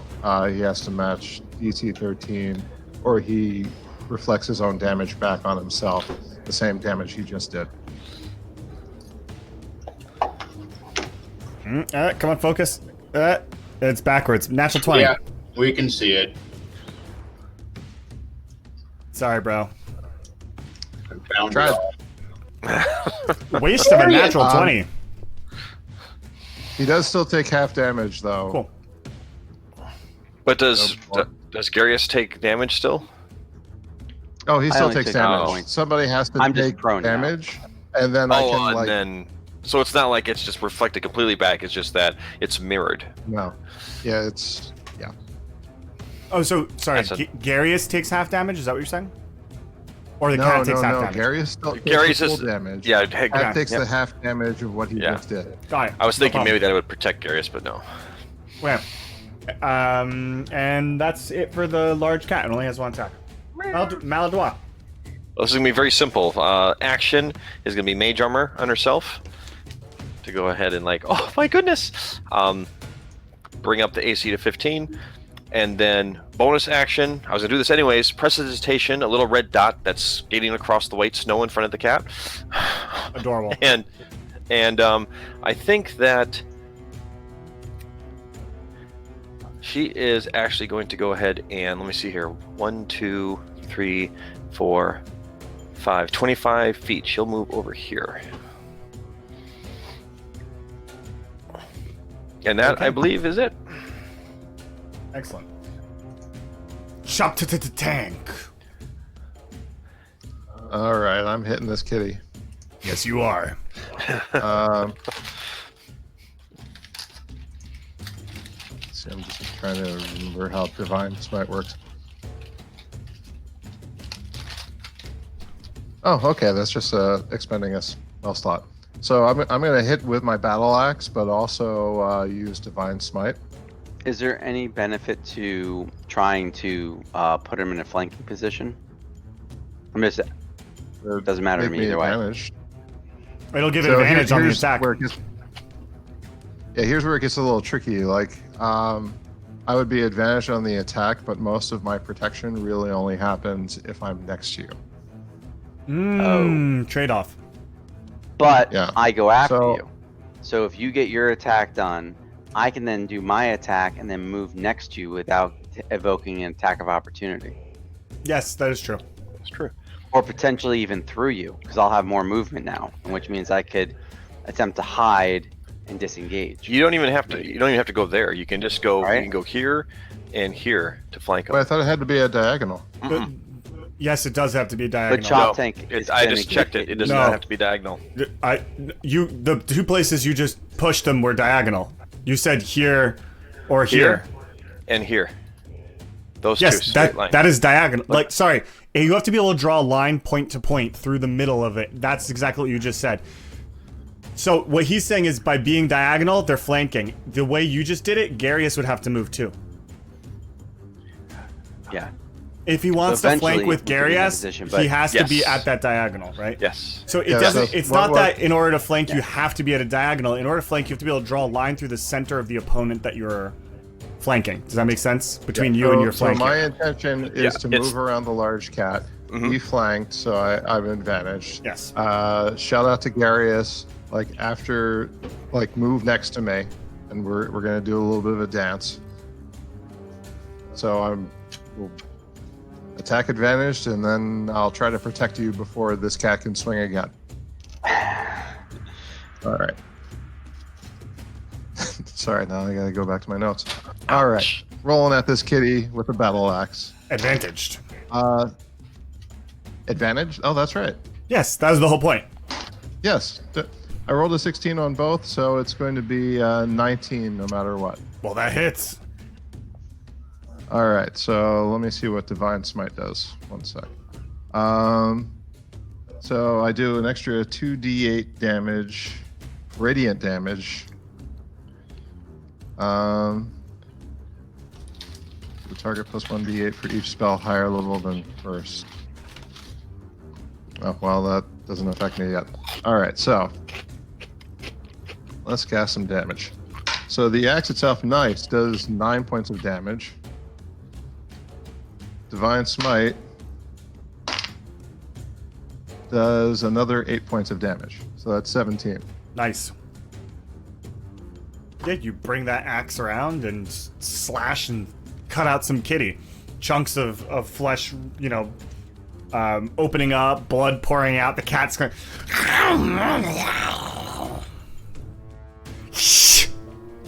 And it looks like it's still. I got his attention. It looks like it's still in pretty reasonable shape. Excellent. Anything else, Chop Tank? Just Darius, do your thing and get next to me. All Got right, it. Darius. Okay. That sounded Well- very sweet, by the way. I was contemplating my dual dagger attack, but I kind of need the bonus action, which means the two weapon fighting is not really a benefit here because I want to be able to disengage through you to hide. So I'm thinking I'm going to use my rapier to just simply do a straight up attack with a sneak attack. Yes, sneak attack. Another enemy of the target within 5 feet. Mhm. So I'm gonna go rapier attack for this to Sylvester here with the sneak attack for the advantaged. So yeah, time to cut some whiskers off this guy's face. Let's see what I got here. Oh god, thank god it's advantaged. Oh, so that was +5 to hit, so 16. That hits. The first one was a 1. Yeah, Oh my god. but you're a halfling. Don't you reroll, or is that only a certain halfling? I forget. Oh no, you're right. I do Yeah, reroll. that's right. Yeah. You reroll. But You- I got the 16. I mean, I guess I could reroll. Reroll it just to see if it's a 20, yo. No, it was a 10. So it would have been a 15. All right. So, okay, so we hit. So that's 1d8 plus 3. So that's this guy. That's that guy. And that. And then I get the 2d6 for the sneak attack. So that's it's 15 points of damage. Nice, good job. Yeah, you drive your rapier in and flick it out and send a spurt of blood across the snow, and the cat. Okay.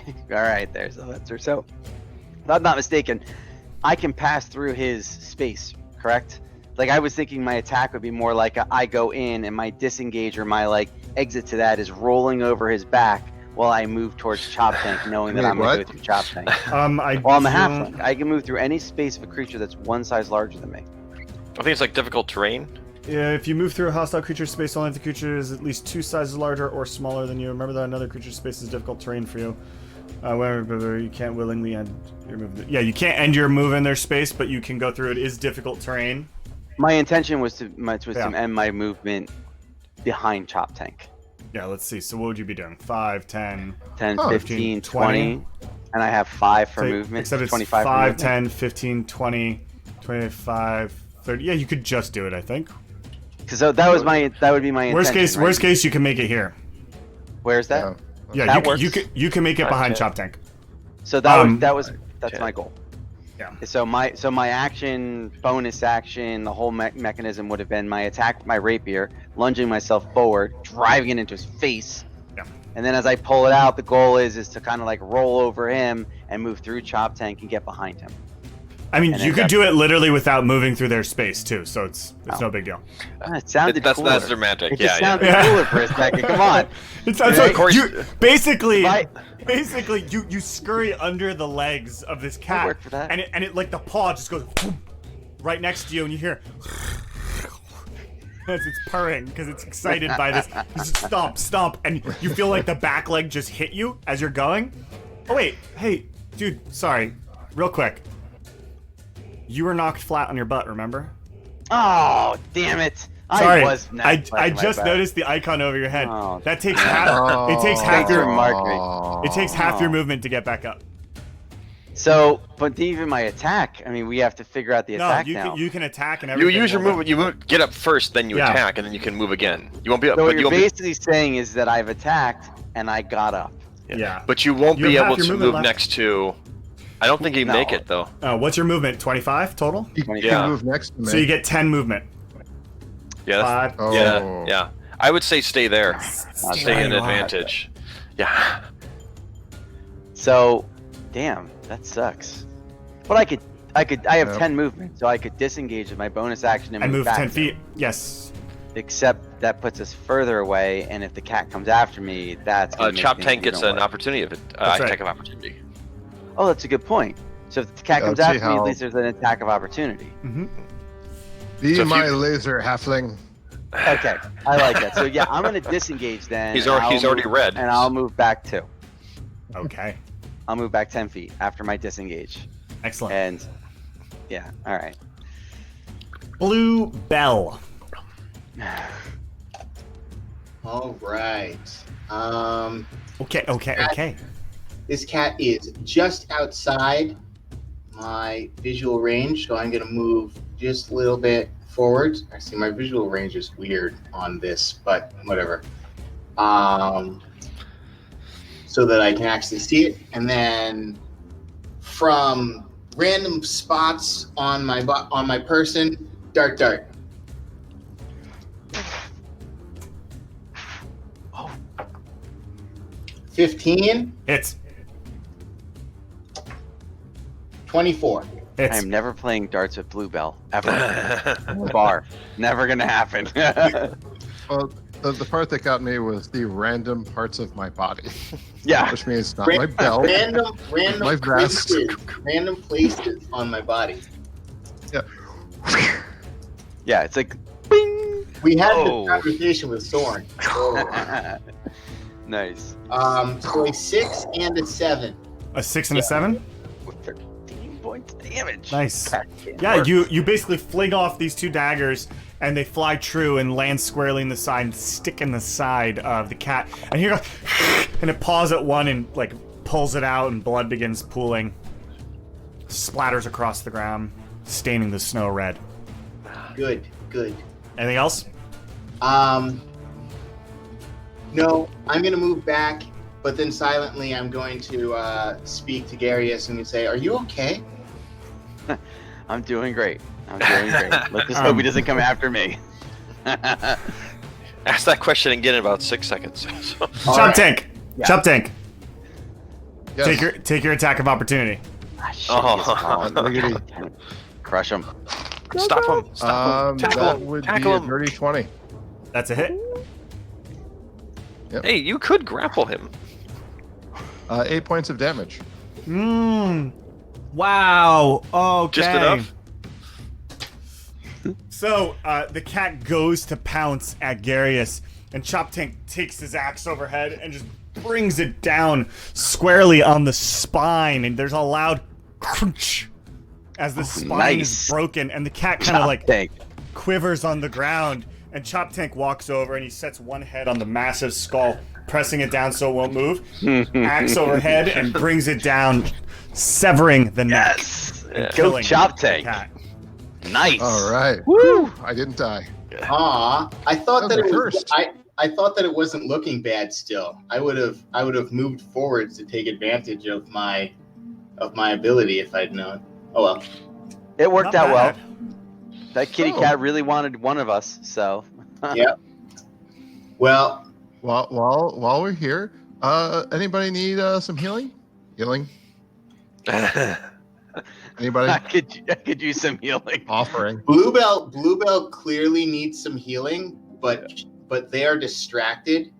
They are monitoring the cat and they are making notes and sort of talking to themselves. I've never seen one of you before, and they're just making some notes. Large white cat of the DM provided name, mountain range. No, it was totally provided. DM fill in the blank.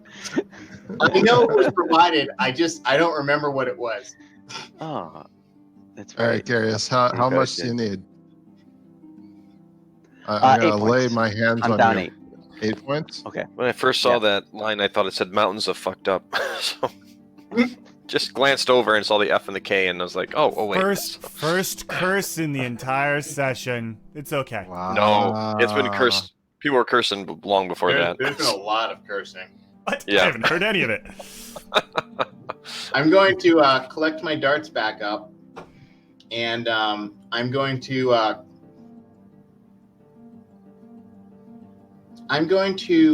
carve out the tongue of the cat, and wait, he cut off the entire head?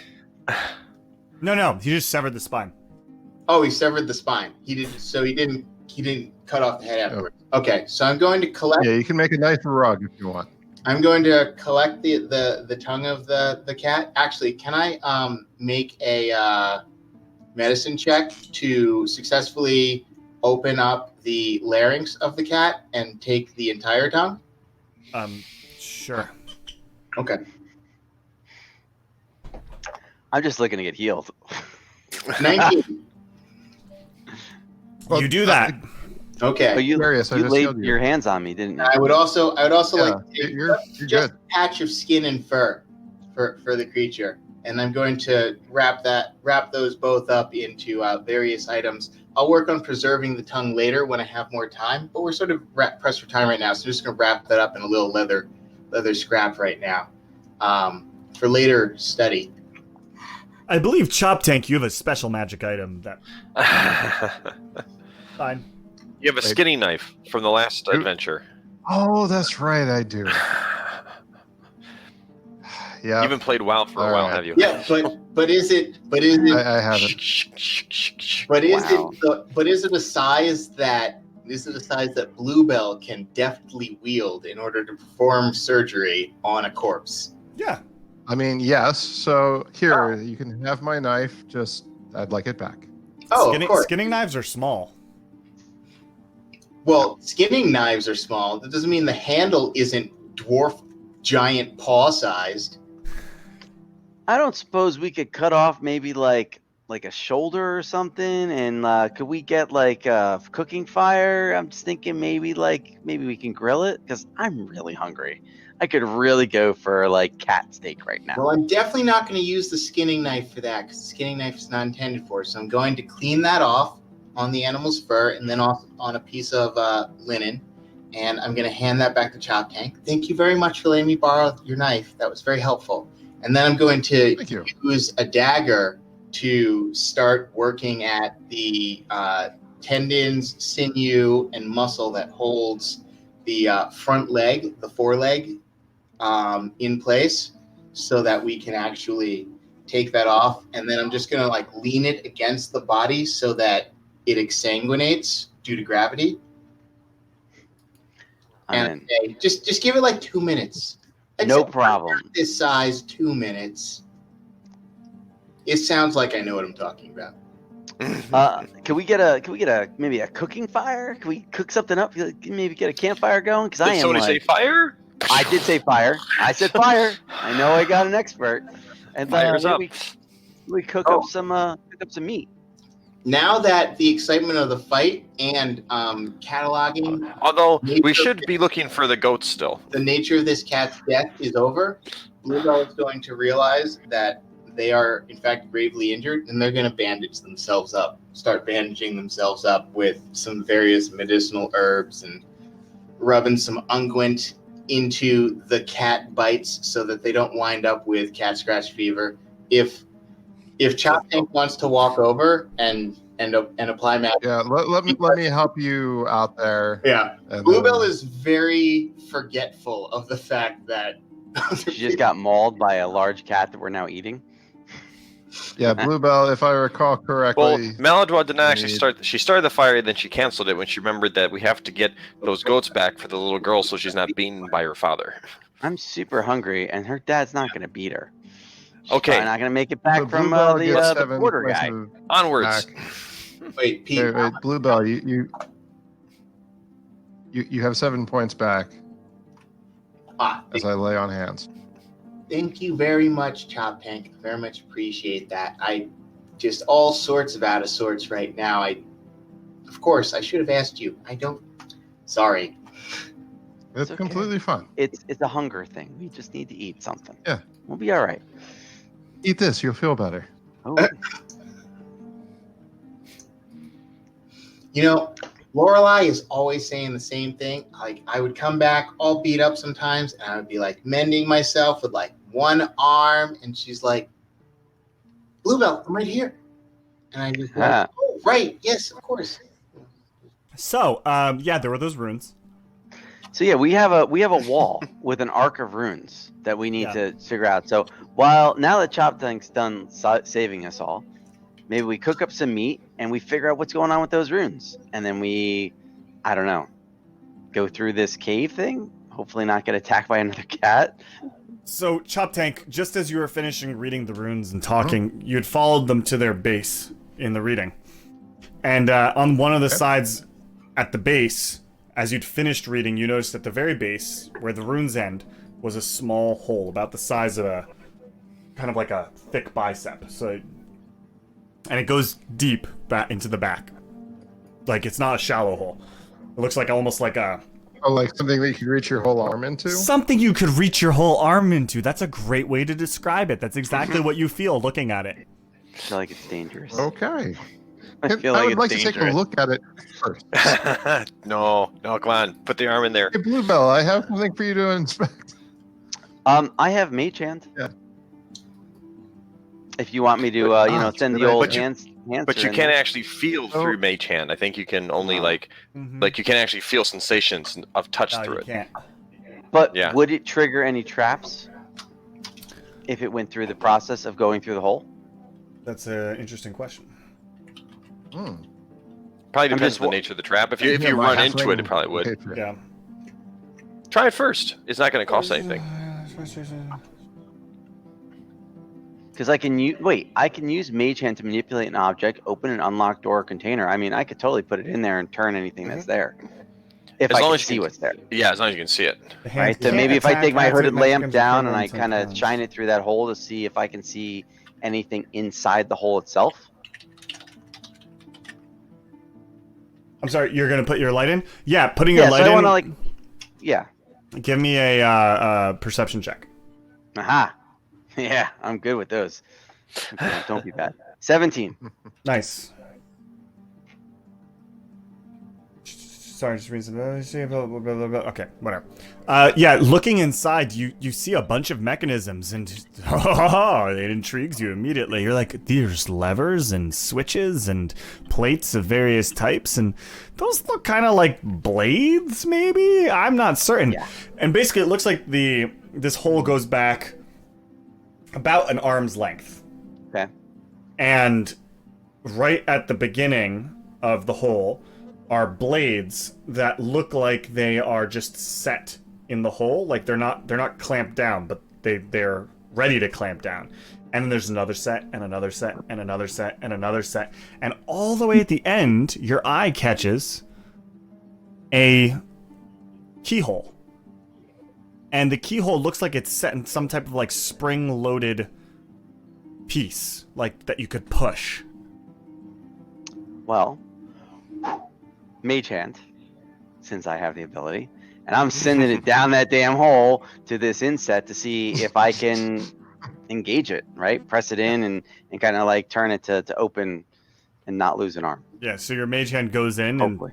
and kind of pokes at it, and it doesn't budge. Okay, so I turn around and let everyone know that what I've seen, and it seems like it's some sort of like locking mechanism that may be missing a piece, and I would not put your hand in there at all. 100% do not put an arm in there. Maybe we get the guys that we don't really like, but we should not put our arms in there.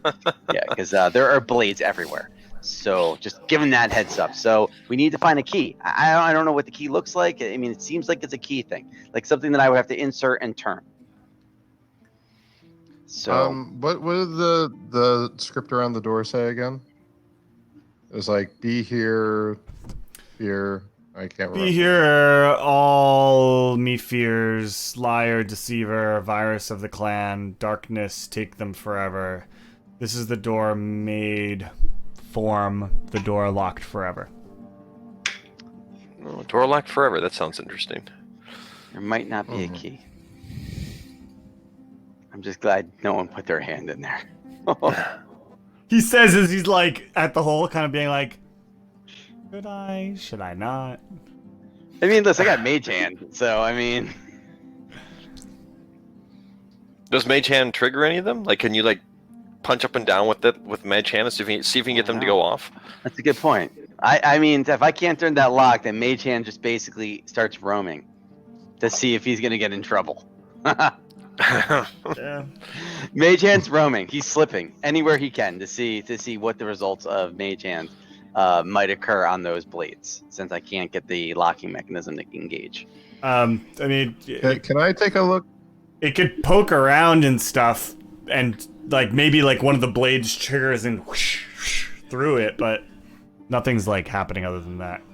Gotcha. So Can I take a look with the lantern and just see if I can see anything at the back mechanism with my stone work? Yeah, I I mean, hand the. you look in real quick, and yeah, it looks like there's a lock. But do I sense like anything of like what it would take to get that lock? Would it take a key, or would it take? Oh yeah, definitely a key. A hand to push it. Okay. Definitely a key. Is there a chance that they might have the key hidden around here somewhere? Are you asking me or asking a party? Right there. Yes, I just Maybe. where this was found on the one How tall side, is maybe this like wall? on I'm sorry.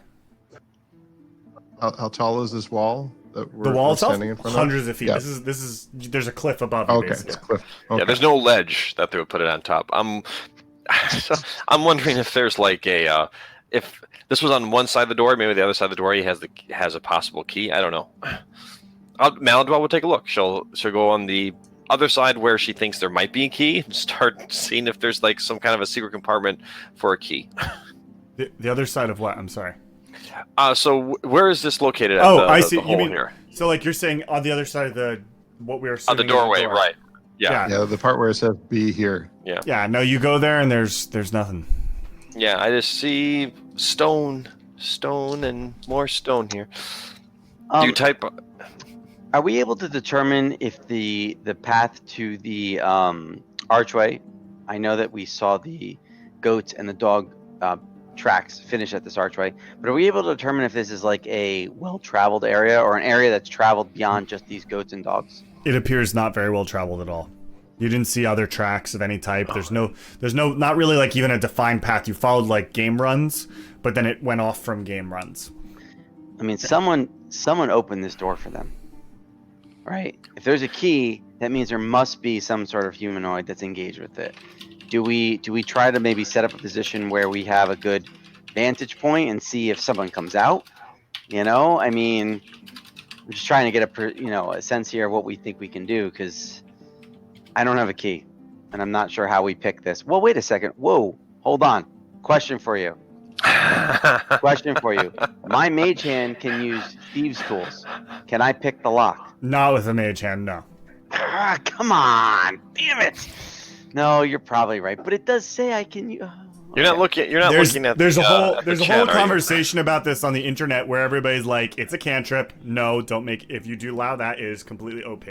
Oh, okay. So can I disable the trap? Huh? That's an interesting thought. I mean, but how can they reach? I mean, I just not- assumed that you couldn't reach the trap to disarm it. The trap has multiple mechanisms, right? You could disable the blades.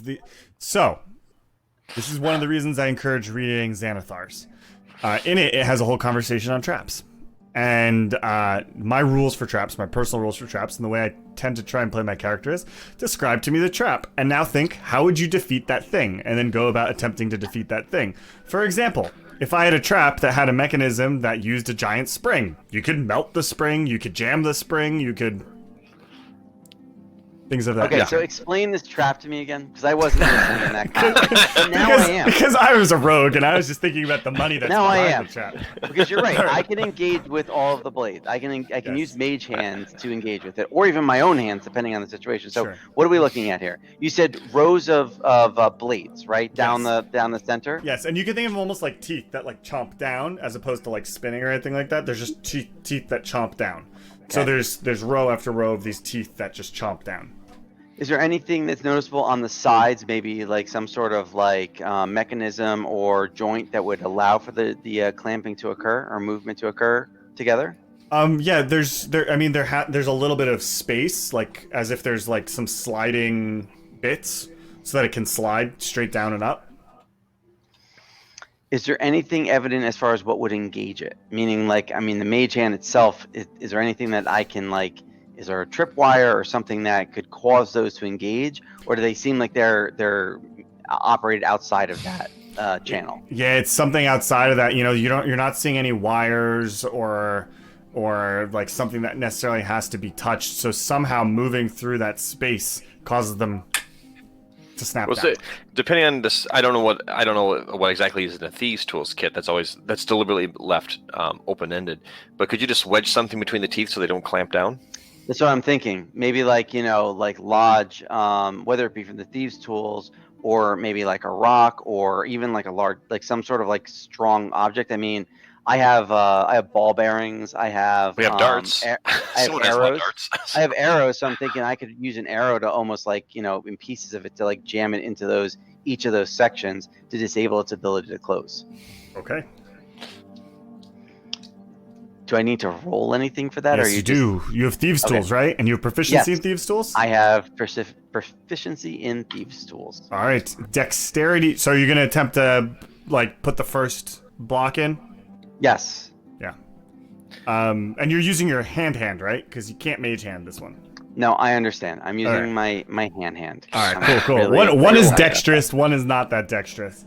All right, Okay. so give me a thieves tool check with proficiency. Dexterity, you said? Yeah, dexterity Yes. with proficiency. Okay. So that is oh, thank God. 25. Yeah, so you go into Oh, the yeah. first one, and you're feeling, and you're like really cautious with your fingertips because they've been cut before. And you take like a little something out of your thieves tool, like a piece of metal, let's say, or a ball bearing I is would even use- fine. Like No, I pushing would in. use. Yep. And you basically wedge it in the first one, and then you kind of like are like, and you move your hand a little bit through, and you're like, okay.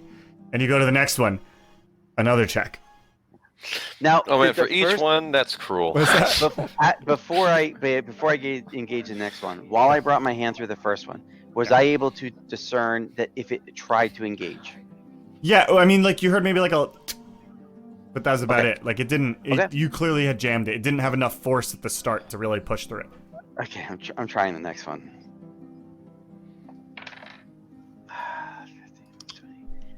22.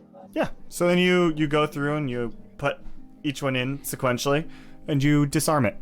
It is disarmed. Do I have more It's to good. do? Okay. Okay, the trap is disarmed. More Next than step one. would- More than one, because we have to have the attempt to cut off your hand, man. Like, Yeah, it's I know. important. I got it. Trust me. I'm Important. sweating it. I'm sweating it hard because I don't want to be a one-handed thief. That would really not go well. But then you can get a so magic hand, okay?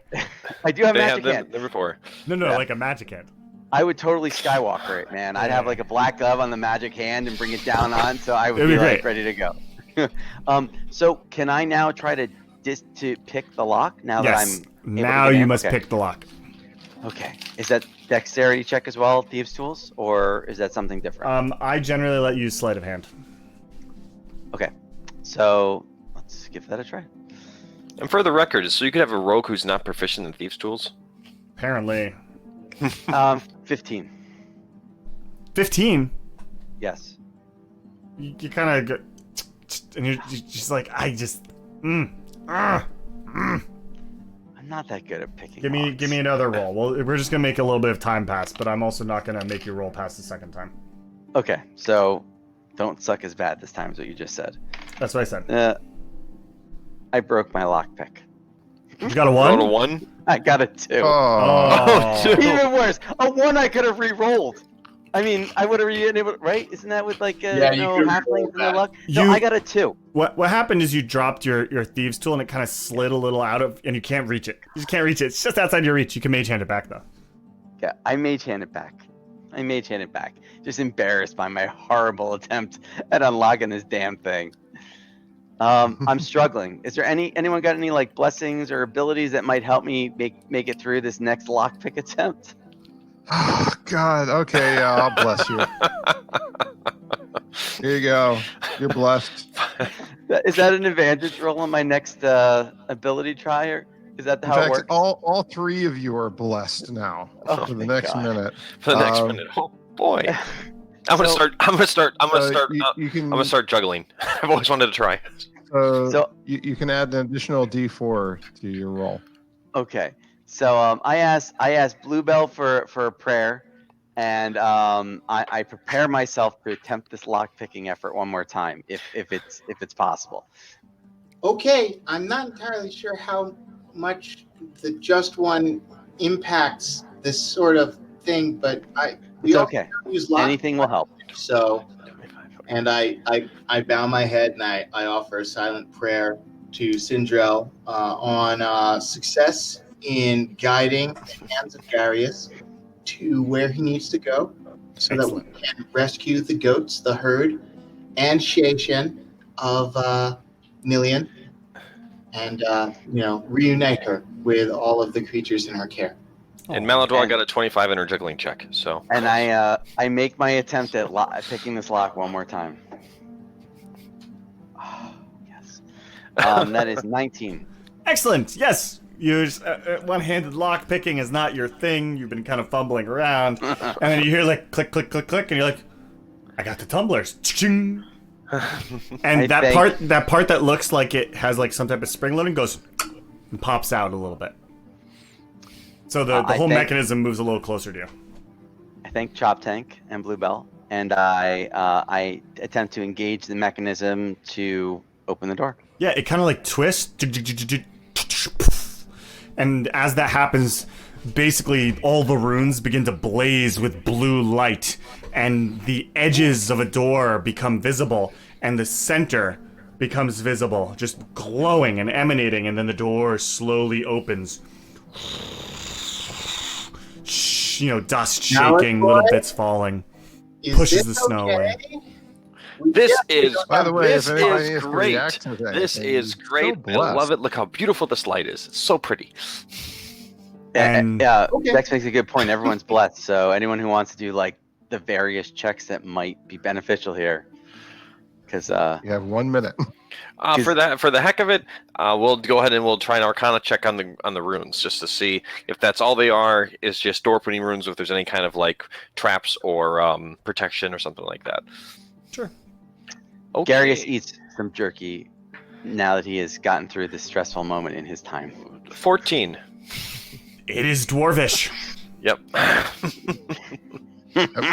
Dwarves often have doors like this for hiding things of various nature, secret doors.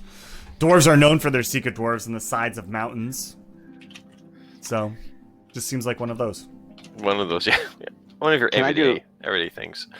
Can I do a perception check just to see if I notice anything out of the ordinary? I mean, granted, I get it. It's a cave in the middle of a, magical cave, but It's very you know, normal.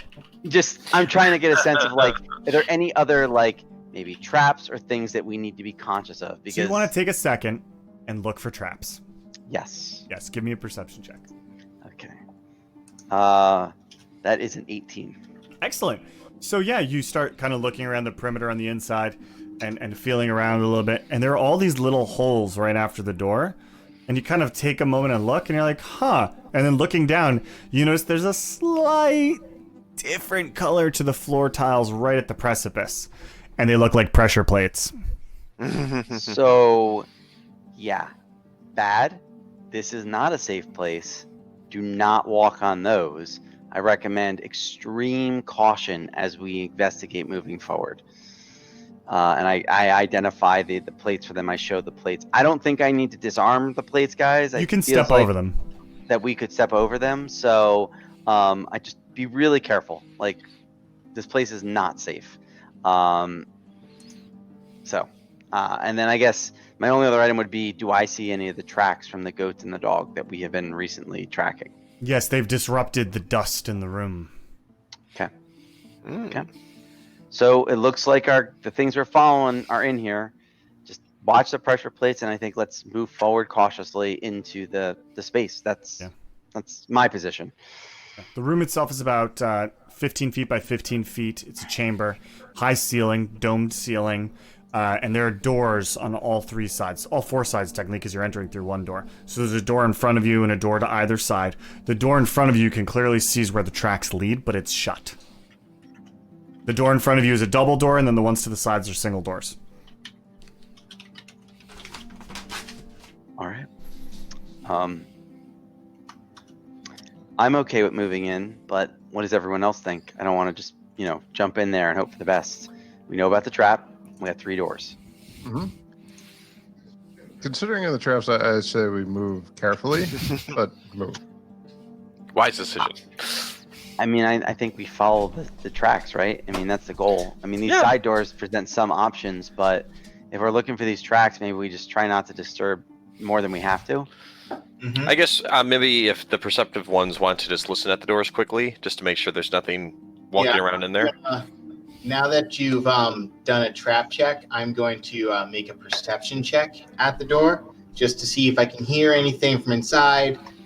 This is stone inside, right? So Yes, everything's stone. So like the clopping of hooves, or hold on. The tapping of a dog's nails. Oh, Good point. or the braying of goats.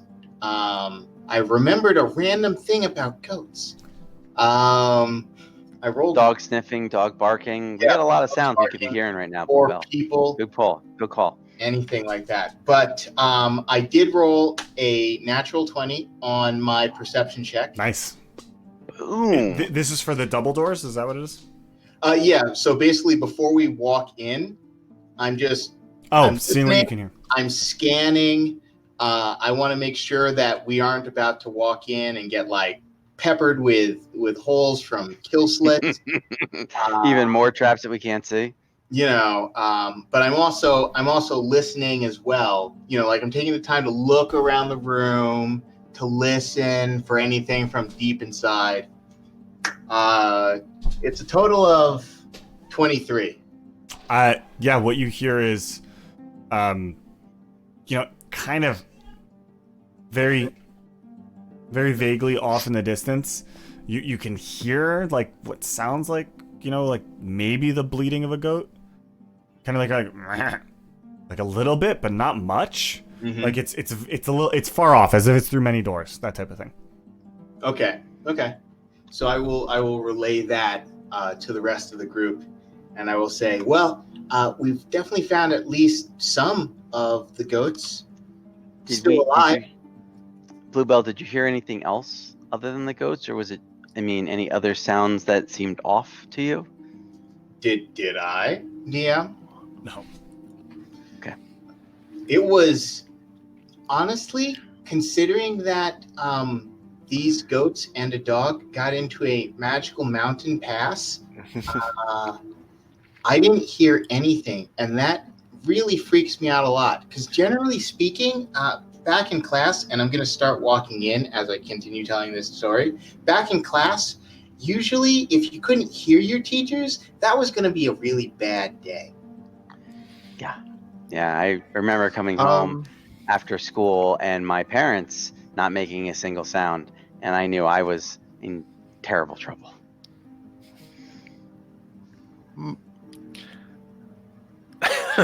Okay, let's. Bluebell just sort of pats Darius on the shoulder and shares a knowing nod. Although Bluebell is now worried that your parents also used to break your bones and then expect you to, figure it out. My parents weren't violent. They were just disappointed that I couldn't make it through school because it was boring, and they got mad when I used magic the wrong way. Considering that we're walking into, and though this feels comfortable with me because it's a very dwarven type space, we know that the goats didn't make it on their way in here on their own. A short rest might do us a lot of good. Just a short one. Just take a moment, breather. I mean, I already suggested that I am happy to start cooking up, to like start cooking and what have you. I have think no issue in with that. here we're probably Take a short safe from rest. any other cat attacks. But My only concern would be is that if we are going to take a rest, and I'm totally okay with that, but I'm thinking maybe we just investigate the rooms that are directly next to us in the event that one of those rooms is like sure. a cot of guards that just really are looking Or just to a eat bunch of people. very comfortable beds.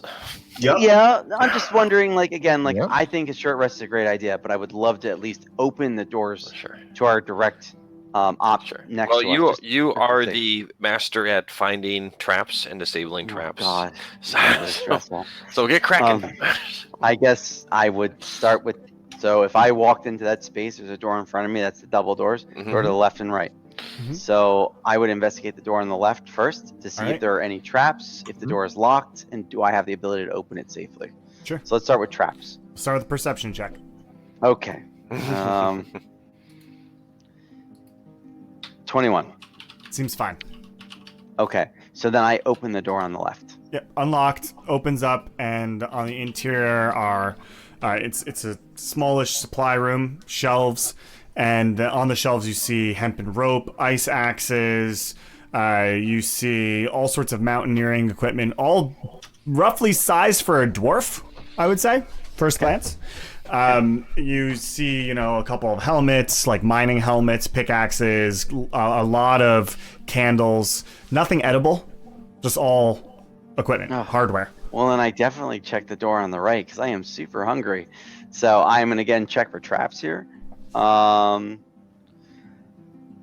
6. I got a 6. Seems totally fine to you. This door is locked, however. Oh. Okay. The door is locked, and I think it's totally fine. So my intuition tells me let me check the double doors before I do anything with the door on the right. So I'm going to check the double doors for traps. I got a 17. Does not seem like there's a trap on the door. Okay. Are the doors locked? These doors are locked as well. Okay. I'm going to... Do you guys want me to try to unlock the double doors first? I'm nervous about the right door. I'm not strong on that door, and so I'm thinking maybe I try the double doors first, or what are you thinking? Whatever you're more comfortable with. You're the one who has to put your hands on the door. So, Fair enough. Yes. All right. So I am going to attempt to unlock the double door with my thieves' tools. Yep, I'll let you sleight of hand. I don't like the idea that you don't get better at it as time progresses. So sleight of hand, like really, 16? I mean it. 16. Yeah, it's not a complex lock. You just a couple of tumblers and.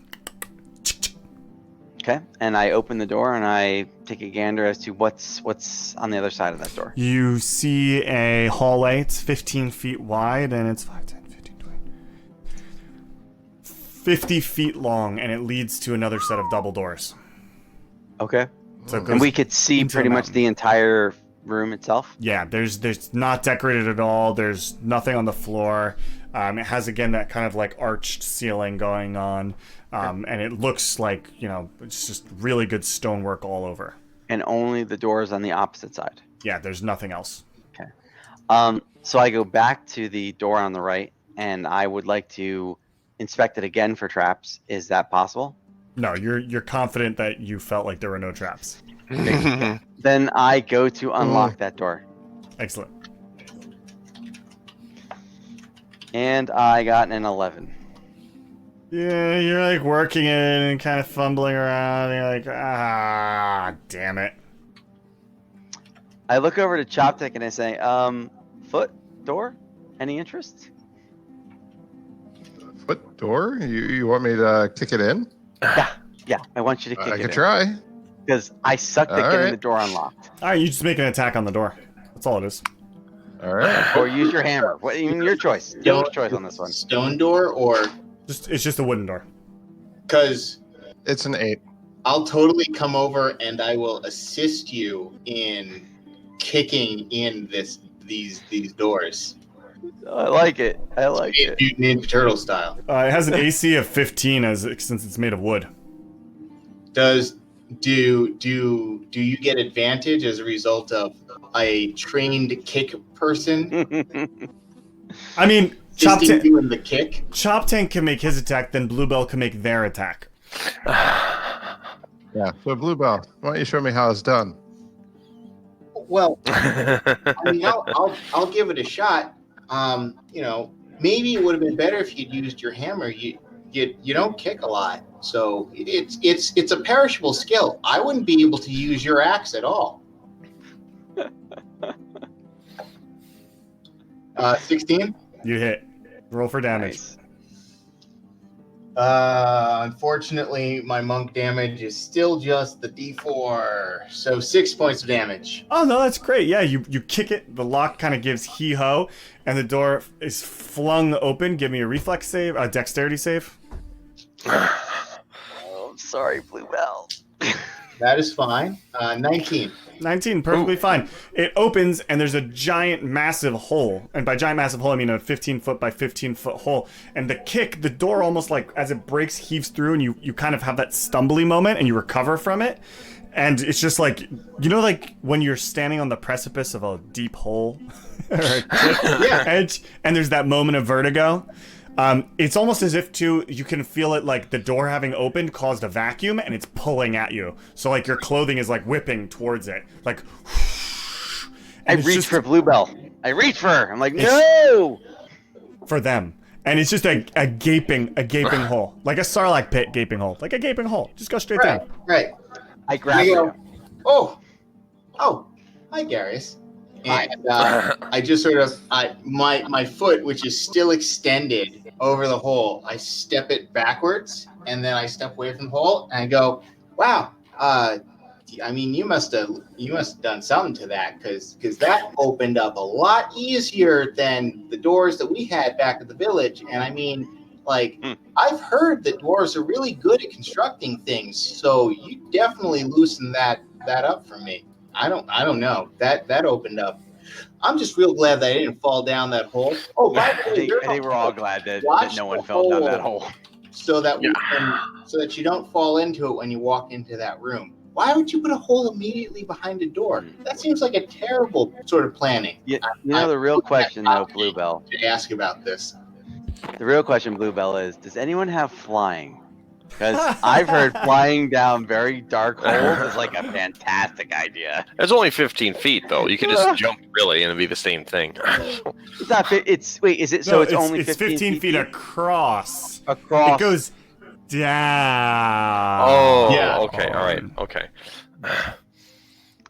Yeah, I go back to my it definitely goes far.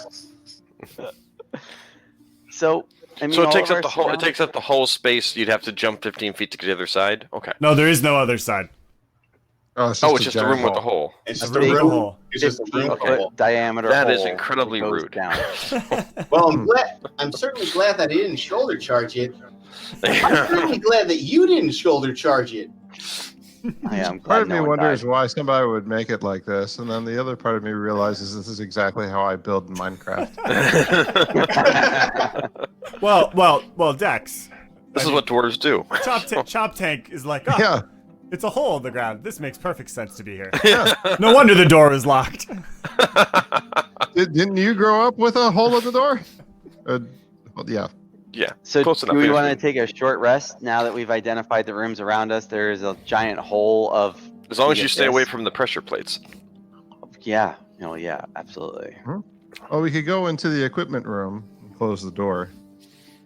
Yep. Sure. Okay. So, yeah, let's take a short rest and let's after that we can proceed down, I guess, the hallway. I'm not a big fan of checking down the door, the hole. The hole's the hole. Like, let's just leave it where it is. Past life, bad experience, trauma. That sounds like a good idea. Yeah, we'll just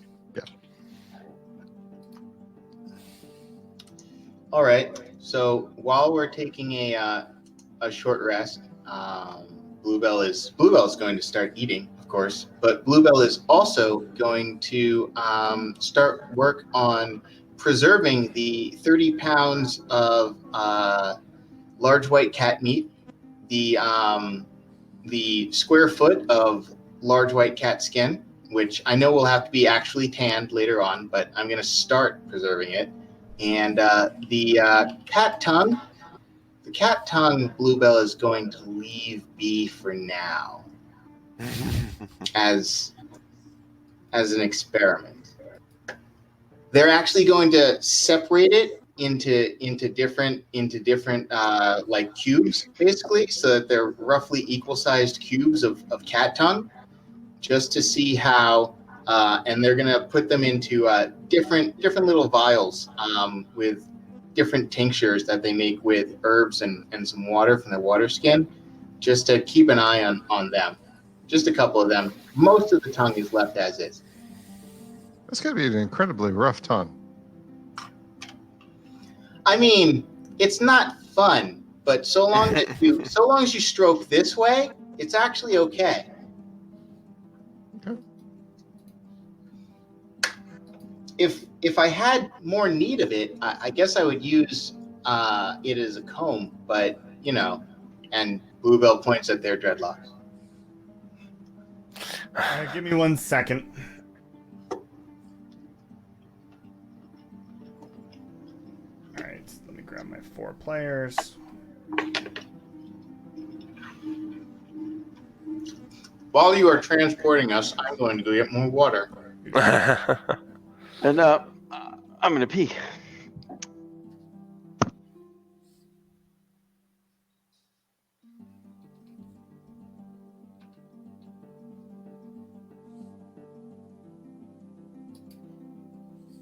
So close yet so far. Whoa. All right, where's my buttons? Whoops. That's what I'm looking for.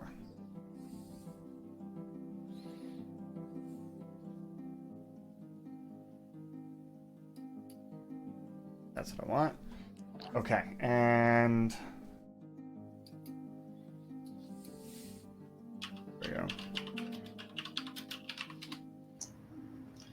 So while we're here resting, Chop Tank. So you grew up? Did you also grow up like inside of a mountain, or where did you like? What was your home life like? Well, actually, it was very similar to this. I grew up in the mountains in caves, just like this, with traps and holes, and this kind of reminds me of home, actually. Wow. So you guys just always have like? Kind of imagine. You guys always have like traps and stuff, just sort of everywhere. I mean, like we had some traps in the village. Oh, But it was of mostly, course. Yeah. It was mostly in the monk portion of things for training. I mean, part of me would like to set a trap at this door right now, but I think that would just be rude. Oh, you mean since it's not technically our home? Does this count as breaking and entering? Right. Well, it depends whether or not it's It's been kind of breaking and whether or entering. not it's been I abandoned. feel that we're trying to help this poor little girl, little being taller than us. We're trying to help her with her goats and her dog. So we're just making our way in to just kind of make everything fair and equal here. Yeah, I guess that's a good point. We've been very careful not to steal anything, very careful not to break anything. I mean, they did say the warlord we were about to go work for murders people, so at least we're getting Yeah, I a don't feel great positive about side that. of this trip. But then it also sounds like the warlord gets his comeuppance, so I think all is fair and just in the world. Well, I mean, we don't know what sort of people he murders, and we also don't know the manner in which he murders them. And then Bluebell gets sort of pensive and sort of looks off into the distance. Bluebell, as you're looking off in the distance, Symbol of Syndrome. as you're looking off in the distance, your acute hearing picks up on the slightest of sounds, and you're like, huh. sounds like a light thud, like a thump, thump, thump, thump. And Garius, you pick up on this too, and you almost can hear like a thump, click, thump, click, thump, click. And it seems like it's getting a little bit closer. And let me just see who else has. So it's a rhythmic thumping, like walking. Yeah, and this is about. Where's it coming from? It's about 20 Down the minutes. hallway? Yep, it's about 20 minutes into your short rest, and it sounds like it gets so close that Chop Tank can hear it. Oh, wow. Okay. Chop Tank, you have a moment. You're like, wait, there's definitely something outside. So Yeah. Maladwell's like, I I don't hear a immediately thing. pop to and be like, prepare yourself. Something's Why? coming. What's no? Nothing's. I don't hear anything. Yeah, Just prepare yourself. I'm going to Just prepare yourself. to everybody and just sort of like quietly creep into position near the door, but not within swing radius of the door, so that if it just bursts open, I do not get clipped by it.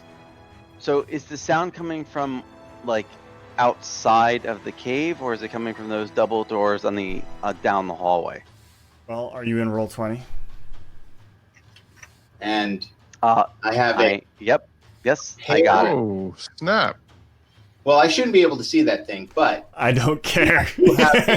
I do have a prepared action to hit anything that comes through that So door, because it will not be one of us. No, nothing comes through the door. Instead, what you hear is, "Who has come into my lair?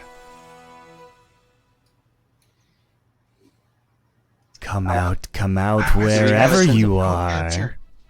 In Chop Tank's He doesn't- head, he hears, "So are we supposed to answer that? Is that the right thing to do, or do we just stay quiet?" Oh yeah, no, this is telepathy. In telepathy, I can Yeah. answer you, You can in answer. my head, right? By thinking. It's like, you need to sit down and shut up. I got my finger up like this. I just have my finger up like this to everyone. I'm just like, That's what I thought, but I thought that it would be nice to ask about dwarven cultural, enlightenment. Well, I'll be happy to share my thoughts about dwarven culture, but I'm going to give you the short version, which is this is not dwarven culture. The stonework, yes, but somebody has taken over this place. You Co-opted. hear a loud scratch against the Has- door, like a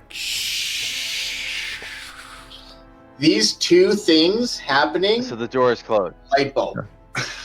Yes, but remember, this door And doesn't lock. Bluebell, now you realize why we leave traps on all our doors in dwarven culture. Bluebell is making a note. What rude guests you So are there's a being. good chance that he knows we're here, guys. I wonder. Come out. I've been looking for more friends to become part of my experiments. A mad scientist, Manticore. Oh my god. There's a good chance he knows that we're in this room. He can know that we're in this room. He hasn't started biting us yet. So. Well, the door's shut and he's scratching at it, right? That's what what we've determined right now. That's We're not what we in can hear. initiative. Yeah. Yeah, this is not really something that's hard to determine what's going on. There And is so I have also- minor illusion. I could throw it down behind him. I would like to There's start also a buttressing the broken door with door. whatever furniture is in here. on the other side that is hanging askance over a pit that whomever entered may have shoulder charged their way directly into. So Oh, that's true. It's not like we could really hide in the other room that well. Mhm. so No, but I have, No, I have but can you minor push him illusion. in? I can make a sound over the hole to make it seem like there's someone down there. yeah, Like- I left like that, that you I left traverse that down the door hole. open on purpose. Oh. They do. Do Wait. you have anything that could blow him back into that? I do. I could try. I think Prestidigitation can make faint music or sound from someplace. I'm trying to see if I actually need to be able to see it, or if I just need to know where Yeah. I'm going. So the doorknob begins to turn.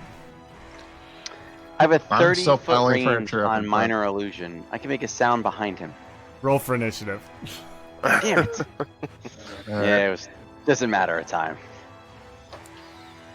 Oh, for crying out loud!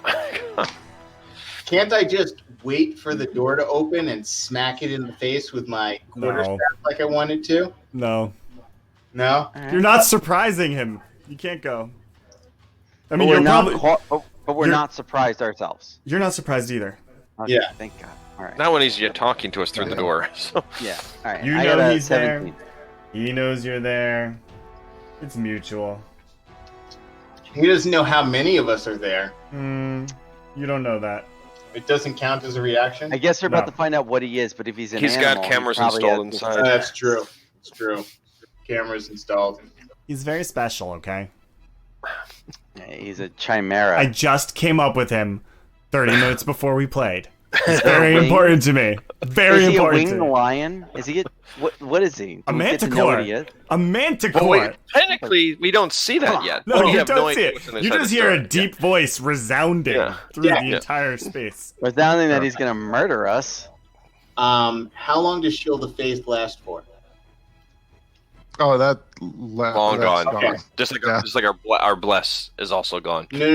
Think of it like the bubble and Halo. It only lasts for a little bit. So the door over here, this one was still open. We left that one open, and the door over here is that. Do we ever close that, or is that still open too to the outside? No one said they closed it. No one said they closed it. Yeah, That's open fine. to I'm just outside. yeah okay. I would assume you no, closed no, it, no. but at the same time, I kind of want you guys to be specific about what you do. No. Yeah. We What, left the door that- that we- You left it open that we came specifically? in from the Cool. outside. Excellent. Yeah, I I don't do think not we know closed that. how to open magical doors with no from the outside or the inside. So That's a good Closed point. No, Yeah. we left I that would have door said open. leave them open. Oh, We I forgot left I that gotta door add mine. open. Mine is a whopping. The only door and I we need shut is the bluebells, door. too. 10. Oh, I'm up. Sorry. Here, let me put it. Yeah. Sorry. God. All right. Gosh, a 4. Gosh. Yep. All right, Darius, you get to go first. The door is shut. The door is shut. It was made by those. Wait, no. I'm. Yes. The door is shut. It was made by those who are dead. I mean, I can open the door. The And doorknobs see are what we're- already turning, as if it's gonna I open. mean, You get ready in If I- action. could ready in action and just wait for whatever comes through. So maybe I come up here next to Chop Tank and I just ready my action. I say that's the end of my turn. I'm ready to go. Well, you. no, what is that? it's- So it What, is. what are you readying? You have to specify what you're going to do. I'm readying both of my daggers to plunge it into the next thing that walks through that frickin' door. So you will attack with, and you only get your action. So That's fine. So meaning You will use not a that I dagger wouldn't get or more a strike, so I'm rapier. using my rapier. Yeah. So I have my rapier out, and I come up to the side of the door, and I am ready to drill. got I'm it. ready to All right, drill so it in. you are going to react. Darius. All right, Chop Tank. I'm going to ready in action too, and even though I don't think this is going to be successful, once the door opens, I intend to shove whatever is on the other side of that door back towards the hole. Okay. Ooh, that's good. Damn, I should have readied my action ready should have been to push Chop Tank. Bluebell. Well, I mean, the door is occupied, so Bluebell is going to move back here, where they have the clearest line of sight, and ready a dart to throw at Nice. the monster once it Alright. comes through the door. Fortunately, readied actions don't work out super well for monks. All right. Second. Well, it was nice playing as Chop Tank. No, we've got this. Hey, We're you get a good. few. You get a few. Everybody except for Maldoa gets attacks if it opens the door. So that could Yes, help out. It also gets its attacks. Yes. And guess who's standing right in front of the door? Which I'm glad I got my shield. Chop Tank, you have the highest probability of surviving this encounter. The highest probability. You're the I tallest. blew all Let's of get this my here. heals. The dwarf on is the that cat. tallest in the group. All right, let's keeping it in There it perspective. is. You're our. That's you're fine our because hero. that just means that everybody's healed up full for this fight. No, never regret, drinking your healing potions right away to get healed up. If you had So- waited until after the short rest, everybody would still be down in terms So of who's- hit points. Got it. Okay, Whose all turn right. is I'm it? good. Oh, it's It's gonna be the Manticore's Manticores. I just wanted to make sure I had Okay. something under wraps. All right, sorry, like under my head first. All right, I'm- Manticore opens the door. Oh Door boy! Manticore up. Garius, you get your first reaction. Yes, so I'm attacking with my rapier. Yes, And the Manticore is basically a line with bat wings. Was that right? Now that we can see it clearly. yeah, it's a giant. It's a lion that has wings. Okay, It looks I really haven't seen grumpy. a picture for a while. Grumpy. 16. 16 hits. Nice. Okay, and I get a 1d8 plus 3. And do I hit him with my sneak attack because Chop Tank is also in his combat range? Do I treat it the same way I would like a normal attack? I think you do. Yes. Because sneak attack's just another enemy. It's because within 5 yards. because you can use it once per turn and still. Yes. It's sure. Yeah. Okay, so Once per round, that rather. is 8, 9, 10, 11.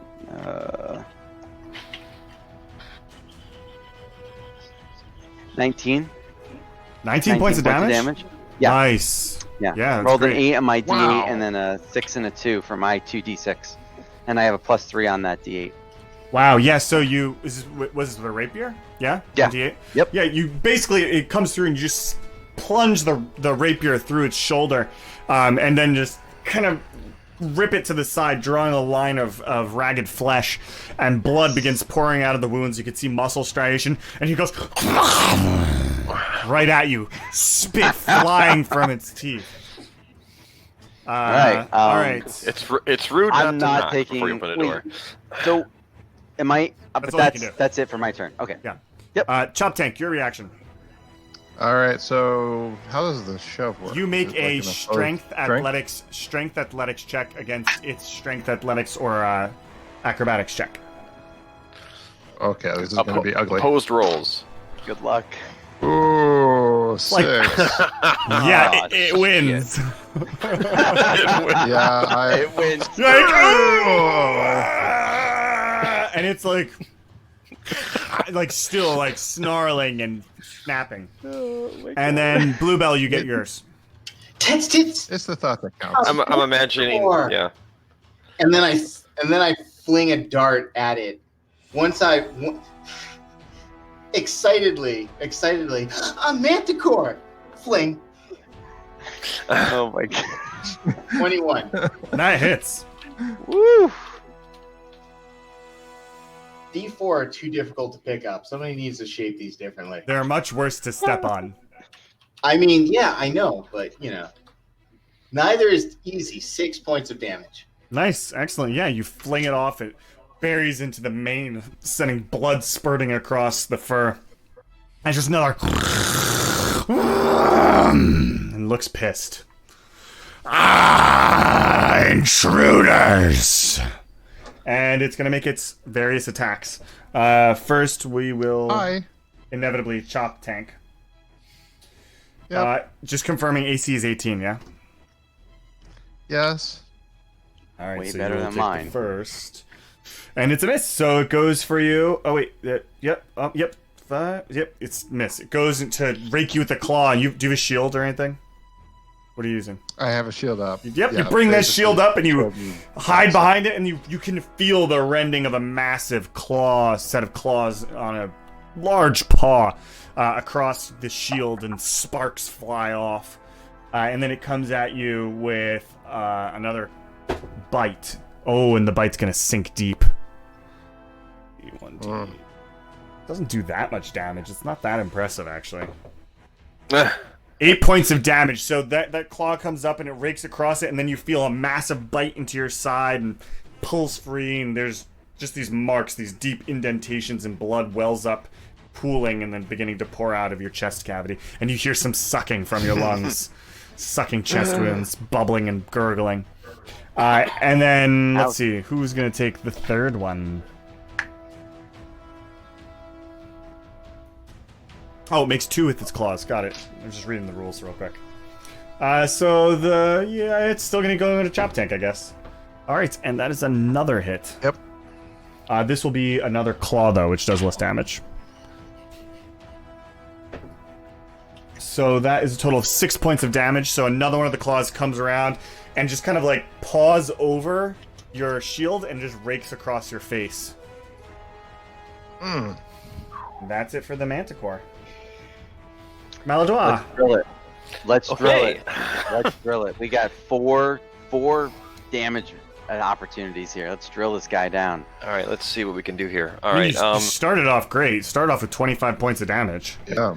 Maladroit is going to step back here. Not a lot of room to work with. And then Maladroit will go ahead and use the Chromatic Orb spell. Cast that with a 2nd level slot. And we'll spend 1 sorcery die to do Twin Spell. Oh, no, wait, I can't do that. Never mind. Yeah, Chromatic Orb at a second level spell slot. All right, so we're gonna go ahead and roll. It's a so I'm just gonna do a ranged attack, basically. Okay, so that is a 9, but I'm going to use my once a day Tides of Chaos to try to reroll that. Much better. That one is a 22 to hit. That hits. All right. I need some dice here. And one more set. I get 4d10. No, 4d8. 4d8. 1, 2, 3, and 4. So, Chromatic Orb. And this will be... Where is that thing here? This is going to be fire damage. And that is not bad. That's 8, 14, 21 points of fire damage. Nice, yeah. So the orb shoots off and begins glowing and flaming as it's moving, distorting the air around it. It smacks into the side of the Manticore, and you instantly smell the scent of burning hair as as everything just kind of goes up, and its side smolders, and it flaps its wings and puts out some of the fire, but there's still smoke and smoldering embers. Okay, and that is pretty much her turn. She can't do prestidigitation. If she could do prestidigitation again, she'd try the dancing light trick, see if that one worked on this cat, but Garius. Not time for that. So while the Manticore is dealing with the whole, caught on fire from Chromatic Orb, my thought process is to move through him, so that way I can gain a flanking opportunity between Chop Tank and I. Okay, and then basically use my 2 daggers and drill the shit out of him, because now he's not paying attention, and I'm hoping that I'm looking at like 15 feet to get to the opposite side of him, if I'm reading this correctly. As a halfling, I assume. No, because remember, he's gonna be difficult terrain. Okay. Right. So is that 5, like 10, total? 15, 20, 25. You have 25 feet of movement. I have right? 25. Yes. You will end up in his square, and you're not allowed to. 5, 10. Which means I can't move through him. 20. You can, you can't move through him to Well, flank. the first 5 would be clear. Yeah. What if I 5, move? 10, what if 15, I move? 20, 25. Nope. Can I move here? 5, 10, 10. 15, 20. And it's still the same. 20, no. It's going to cost you 20. Yeah. It's going to cost Yeah. you 20 Can I movement move to here? get through 2 squares of him. You can I move move to that here? corner, yeah. Yeah. Problem is, It would- then can Chop Tank move like there? Into. I'm just. Well, Oh, what I I'm see. thinking is that maybe not for me. And Yeah, that's I'm not okay. going to be able to. No, But Chop if I Tank. can move to one side, but Chop Tank No, can't move through. He can't move through him. You can do it because you're a halfling. And so I would lose my ability to attack him if I tried to push through like with a double move, because it would be my action plus my move. Yes. So I can't do shit about that. So I guess I will just grab my 2 daggers and just determinately decide to take him down. because we've already committed a lot to this. So, and there's no reason to stop now. All right, so I got my 2 daggers, and I am going for my attack and then my 2 weapon attack as an bonus action with a light melee weapon. You can. Okay, so basically I just roll 2 attacks. That's what it comes down to, right? And Yep. sneak attacks on the first hit only. Yes. Okay, so that's 13 for the first dagger. That misses. Oh, and 14 for the second dagger. That one just hits. Thank God. Oh. Okay, so that's a D4 plus 3, and then I can use my sneak attack on that. Is that the way it works, or is Yep. it the? You can use your sneak attack on the first attack that hits on Okay. your turn. Okay, so that is 12 points of damage. Nice. Wow. Wow. So I go for my first dagger and I completely miss, but as I'm stumbling forward, I drill the second dagger into him. Yes, yes, you do. You do that. Now you're into the Exactly. spirit. All right, so let's see. Let me just calculate some damage real quick.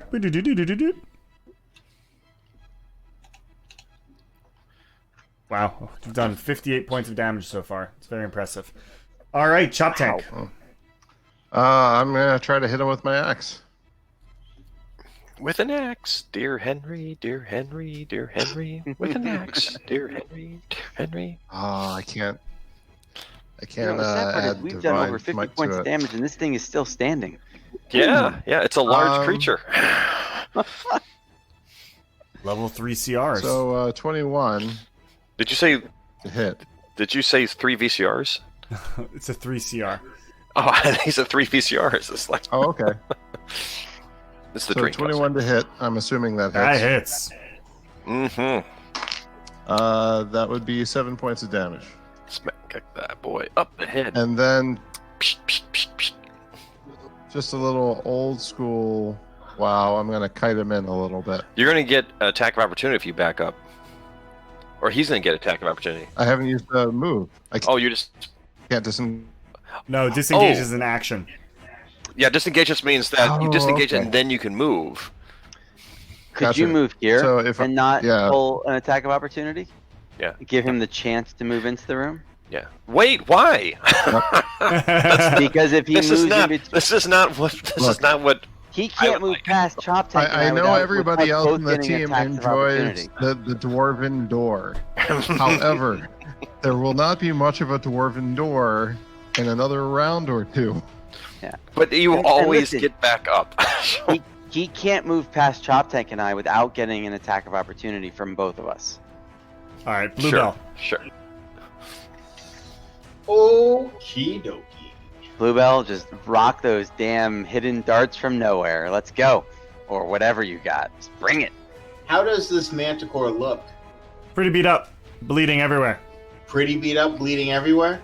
Oh, that's a sign. I heard you wanted to do a Commit. special ability before. Fuck commit. Alright, I'll do it. Bluebell is going to move up with this stuff, and they are going to feint and come over the top in an attempt to crack this thing across the top of its skull. Because nothing likes getting hit in the face. I mean, like, let's not think about edge cases. Anyway, that is a 20. That hits. Where's my D8? Unfortunately, none of these dice I can tell the difference. Shucks, howdy. That is. I think that's only a 4, but I want to just double check. Yeah, that's only a 4. So 4 for the first strike. No, there is no subsequent strike. You take your fist, you just send in a nice hook, hit the temple of the manticore, and there's a loud crunch. Quarterstaff, it's so much better if you use your fist. It's lame using your quarterstaff. Fine, you thwack it with the quarterstaff, collapsing its temple, sending bone just murdering across its face, and then just you follow through all the way. It's like you're hitting through a piece of rotten wood, and brain explodes out, bits of bone. Oh. There's a tooth that's flung across Job, the room. Bluebell. It falls over and just kind of like slumps. And there's a moment as it's like, I was once, and it just there's a flash of light, of brilliant light, and then laying before you is the broken, dead body of a man, a man dressed in robes with an old, long beard, very fragile, very, very ancient, and he's dead. You killed him. I'm going to crouch down and just make sure that they are in fact deceased. You take a moment, and indeed, they are. And Maladwa is like looking at this and wants to see if she could try to do a is that history thing here? Well, I'm not going to skin this body, but I am going to take a close look at it. Do you want to describe the robes, like what the person looks like? Sure, yeah. They're tattered, they're gray, they're really beat up. He looks ancient, completely ancient. His skin is somewhat ashen. Oh, hey, there we go. There you go. He's back. So I was just describing the wizard. His skin is all ashen and gray and very wrinkled. He has a long beard, foul stench about him. And there's not really much on his person other than the robes. The robes are the color of the pelt of the manticore. Mm-hmm. And his hair is really long and all greasy and gnarled, and that's it. And he's kind of splayed, and his face is collapsed, and blood is pouring from everywhere. And there's any sign of do the robes give any indication that he was wearing in terms of history, time, symbols? There's not really anything distinct, and they look old because they're deteriorating literally on his body. Okay, all right. So it wasn't like they were preserved or like that. No. They actually look like they're very okay. Does the stench come from him? Like, is it a stench of not washing? Yes. Himself? Yeah. So he's not like rapidly decaying before our eyes. He's not rapidly decaying before your eyes. Okay. So the normal way that one looks when their skull is crushed. Yeah, basically. Okay. Last time I did it. Body. Yes, if you really want to, go ahead. Sure. Whatever, investigation is fine. Yeah, that would actually be a 2. He's naked under the robes, and he still smells terribly. The closer you get, the worse the scent is. Yeah, that sounds about right. Well, now that this creature has revealed itself, I am going to make a short prayer of passage to Sindrel, and I'm going to rest my hand upon what's left of its forehead, and then the chest over the heart, and complete my prayer for safe passage of the soul into Sindrel's keeping. Excellent. And he has no jewelry on, correct? No. Rings? Okay, just checking. No amulets. No. Nope. Okay. Cool. Maladroit, do you have any idea what just happened? This is nothing like the time prior Broken Branch slew the Manticore. I have no doubt that you are absolutely 100% correct about that. As far as Maladroit's personal theory is that without any doing kind of an investigation or arcane check, I mean, what would be a role to do for this? Her personal theory is basically that this is probably a magician. He said I once was. Either he voluntarily turned himself into this, or he was transformed into this against his will. But I think that we might want to take a look at the sheeps and the dog and see if they're okay or not. Yeah. Assuming that they are back down that hallway. I'm going to make the rough guess that since the Manticore just came through that hallway, there's not much else. But that could be that's a fairly safe assessment. because we've left the doors open, and I still don't want to close those doors, but I also don't want one of those giant cats coming and doing what normal sized cats do, which is drag dead things away to eat them. I'm going to move the body of the wizard, just like Roll it outside. the arm, get underneath the shoulders and drag them into the equipment room where we were previously, and lay them down, cross their hands over their chest, and then do we need anything from there, guys? If we don't, I'm just going to close the door so that nothing disturbs the body, like one of those. And I point in the direction of I don't think any of us can see it because it's too far away, but what's left of the corpse of a giant cat outside. I don't want one of those to come get the body before I have a chance to. That makes sense. Mm-hmm. Get him out of the way. There's no reason to attract attention if we don't need to attract attention. True, Nice. and he was apparently evil, but You don't want to throw him down the hole? I mean, well, is that screwed up? I'm just Hey, Hey, saying. we do have a perfectly fine hole. There is a hole. Rights to. I know that you're not a big follower yet. I'm gonna convert you, Mister. So, okay. There's more funerary rites still. So the hole's a Anyway, bad let's go idea. check out the rest of this place. All right. So we put him in that room, close the door. Close the door. Well, the door to the hole's busted open, so we're screwed anyway. So down the hall to the double doors. Okay, yeah, the double doors are open. Oh, okay. So Okay. what do we see? We continue to walk forward and enter into that next room past where the double doors are now open.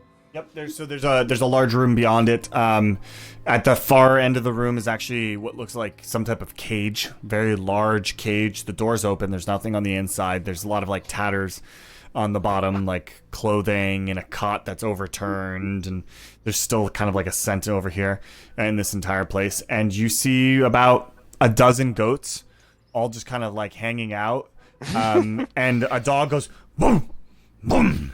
And it's this large, black, muscled dog with yellow eyes, and it runs up to you going, Boyo! and then it stops and sits. Oh, Hey, it worked. I reach out Hey, wow. and I pat its neck. And its tail's like wagging, and it leans into you and almost knocks you over. Hi, Shenshei. Yes. I kind of like lean over to Bluebell and I'm like, so is that a goat?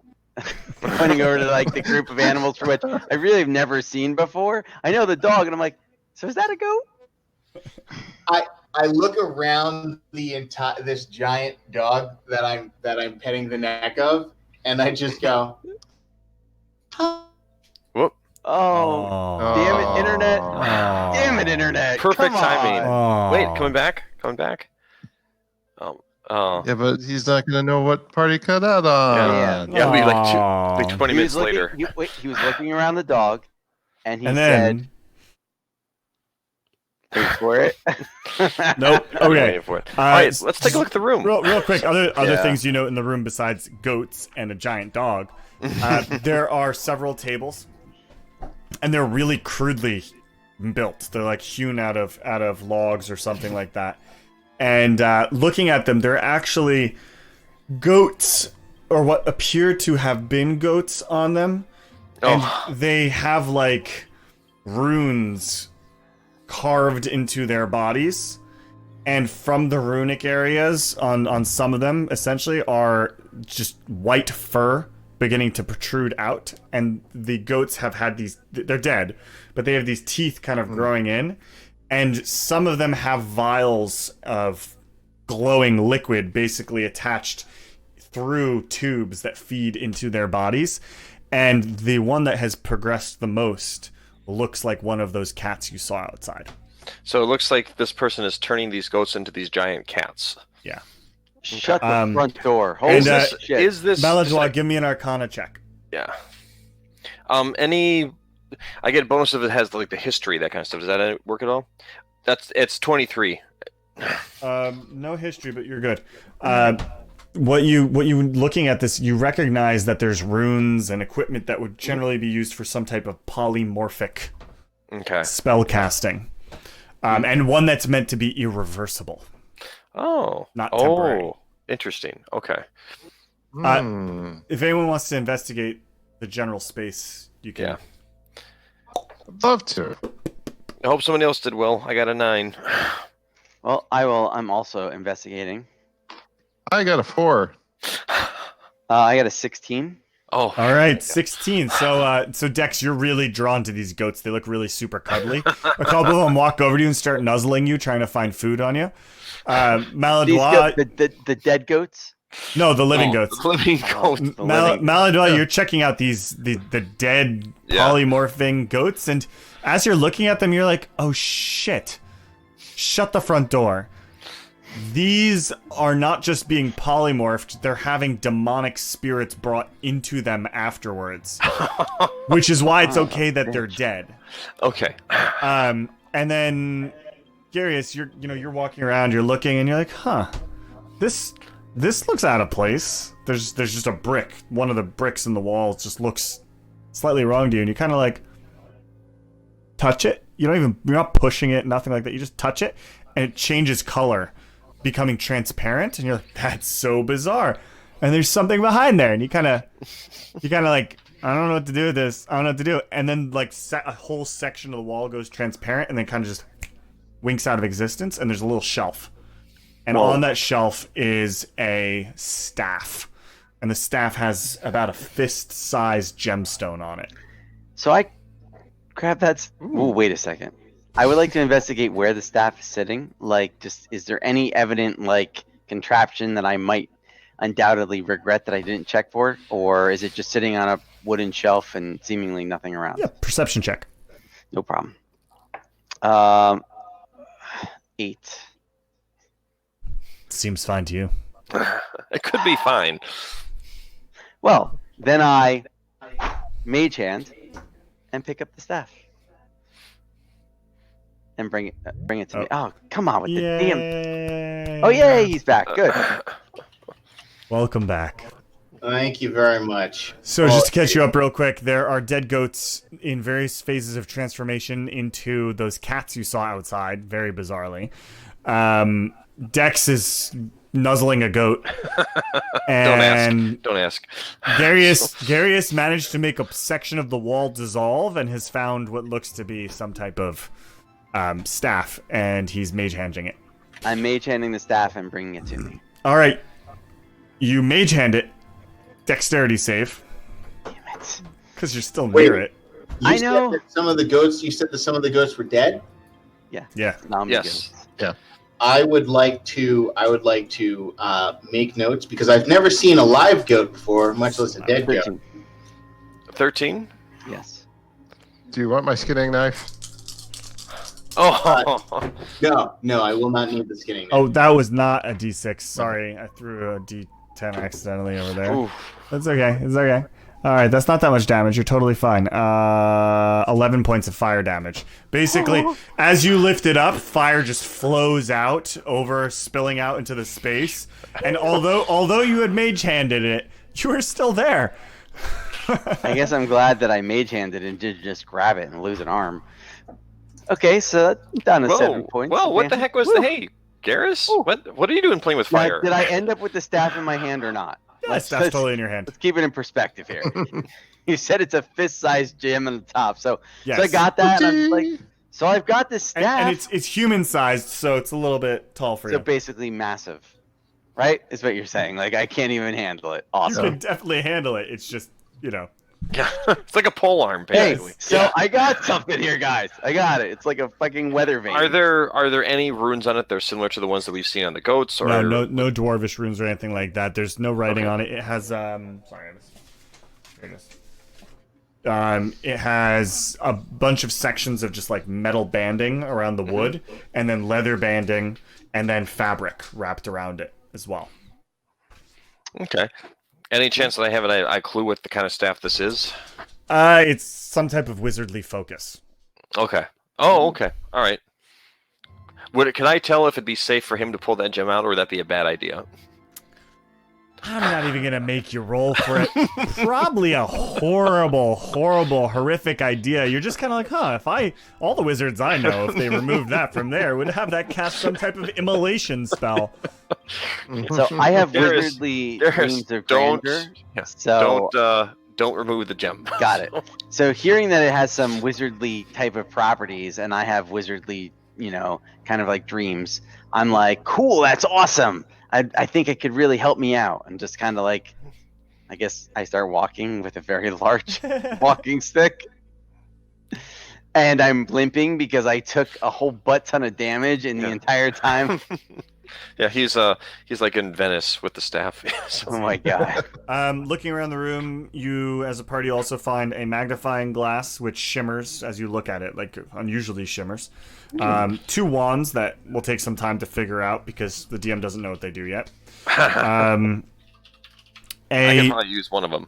A barrel of water, like a small barrel of water that, like, normally you wouldn't find that unusual, but it's like one of those things where Gary has kind of like accidentally tipped it over and some of the water spilled out. Yeah, and it filled back up with water. And you find a loaf of bread, which just seems completely out of place. Does it look like it's in good shape? Like it's fresh. It looks freshly baked. Smells great. Aromatic. Has raisins or something in it. I'm willing to take a bite out of that bread. I'm a little hungry. Don't bite out of it. Cut a small piece. You take a Okay, bite I cut out. off a small piece. You cut off a small piece, and Yep, and I'm gonna. and it smells delicious. And that piece then all of a sudden is replaced with a completely different type of bread just on that section. All right. Nice. How's the bread taste? Taste good? It's like a kind of a sourdough with a He shouldn't hit of get garlic it and olive. Yeah, it's It's kind of late. All right, cool. So like a loaf of Everbread. I'll call it for now. So that's actually pretty good stuff. That basically means that somebody could be in here and they could drink water and they could eat bread forever and they would never starve. Yeah, And that's just that. poop down the I'm hole. gonna say and poop down the hole. So it's a big outhouse. Doesn't everybody have a hole? Like, honestly, you really need a hole wherever you're Yeah, dwelling. that's true. A big 15-foot hole that goes down farther than you can see. Well, do you really want to make a small hole for your poop? That's true. Of course, it'd be nice if you could actually like stand over without risking falling down it forever. But all right. So skill shall check. we move the goats back across the forest? I'm sure there's no more cats out there. May I make a recommendation? For the goats that are in some stage of like transformation, could we? They're all dead. It's gonna sound messed up, but even though they're dead, could we maybe just drop them down the hole? Maybe just call me crazy, but I'm feeling like them being at a level where they could get back to us in some way. Sure. Bad idea. If it wasn't 1 a.m., I'd make ogres I know that come that's up messed at. up. What the hell? Just maybe it's excessive. We may never see these goats again. Okay, you know what? Let's just keep going. Do let's you get have to more the dog. goat? That was tasty. All right. On that note, you drop the bodies. You throw the bodies down. Drop the What body. do you? Yeah, let the bodies hit the floor. You're muted. You are muted, Bluebell. Before the bodies are thrown into the pit, Bluebell has been examining them in their various states of decomposition and transmogrification, just making notes about what they look like now and what's happening to them, and seeing whether or not also these changes are like how the changes are affecting their internal organs, and all the normal things that you would expect from Bluebell at this point. Sounds good. All right. So drop the bodies. Are you taking the wizard with you? What's happening with the wizard body? The wizard body originally was dumped outside. No. I put the wizard in the equipment room. Yeah. So Okay. while they're moving the bodies of the goats, I'm going to say, excuse me, but I have to attend to our deceased wizard, and so I'm going to go through proper funerary rites for the wizard. At which point, I will then drag them over to the hole, because once the funerary rites have been performed, the body is just a vessel. You got to bury him. It would be appropriate to bury him down an endless pit. So don't throw him down the hole, is what you're saying. Well, No. gently Once Bluebell's guide done him giving like him his a proper burial last pit. rites, then it's heave-ho over the side. Oh, yeah. No. Eve, oh, here we go. I return. So then we- the body. Boy, it must So be then I really think- interesting down there. Yeah. If Have only fun. Someone could give us flight. And then we return the goats and the dog to the 12-year-old who seems to have a really bad attitude, a chip on her shoulder, and is way too tall for her own good. Sensei. Sensei. No, that's the dog. That's Sensei's the dog. Yeah, the dog is pretty big too. Lillian is the Lillian is the girl. young lady. Million. So yeah, it's dark, it's night. You're walking through the forest in the dark in the night. Oh, no more cats. Yeah, yep. Yeah. All right. Yeah. You I try. mean, we could wait until morning. That's a good point. We could. Let's rest where we found the goats until morning. All right. You do that. No events happen. It's morning. You walk through the woods. It's easy to find your way back, even though it had snowed. Long rest. Yeah. Oh, thank God, long rest. You walk, and you make it back to camp. And just so you know, Grox never made it back from hunting. So Come on, Grox. Delian's very concerned, and the I whole bet group he's is still very hunting. concerned. Where have you guys been? We need to go look for Grox. Deleon, I believe I told you to accompany Grox yesterday so that you would both be safer. Yeah, but I was looking for turkeys, man.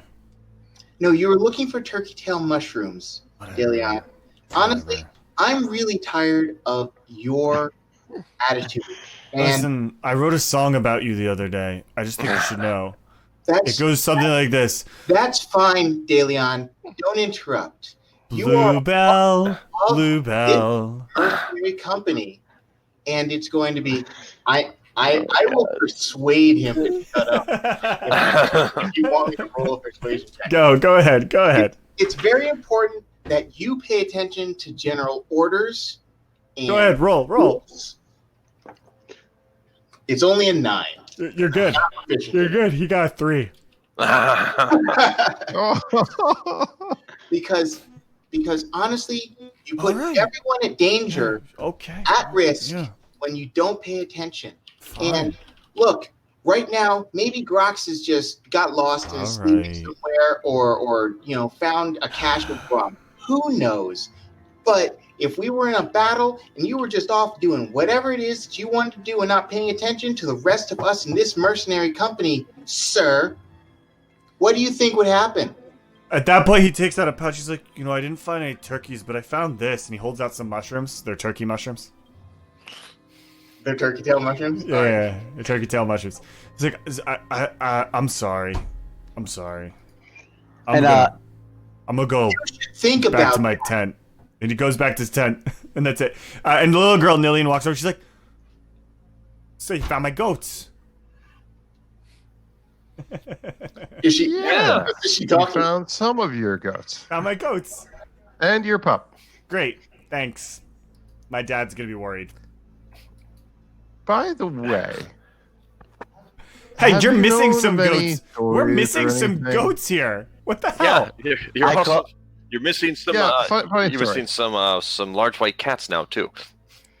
You see, your goats were it's very interesting. Your goats were being kidnapped by an old man who was a manicore, and then he was turning them into demon-infused large white cats that are hunting the forest.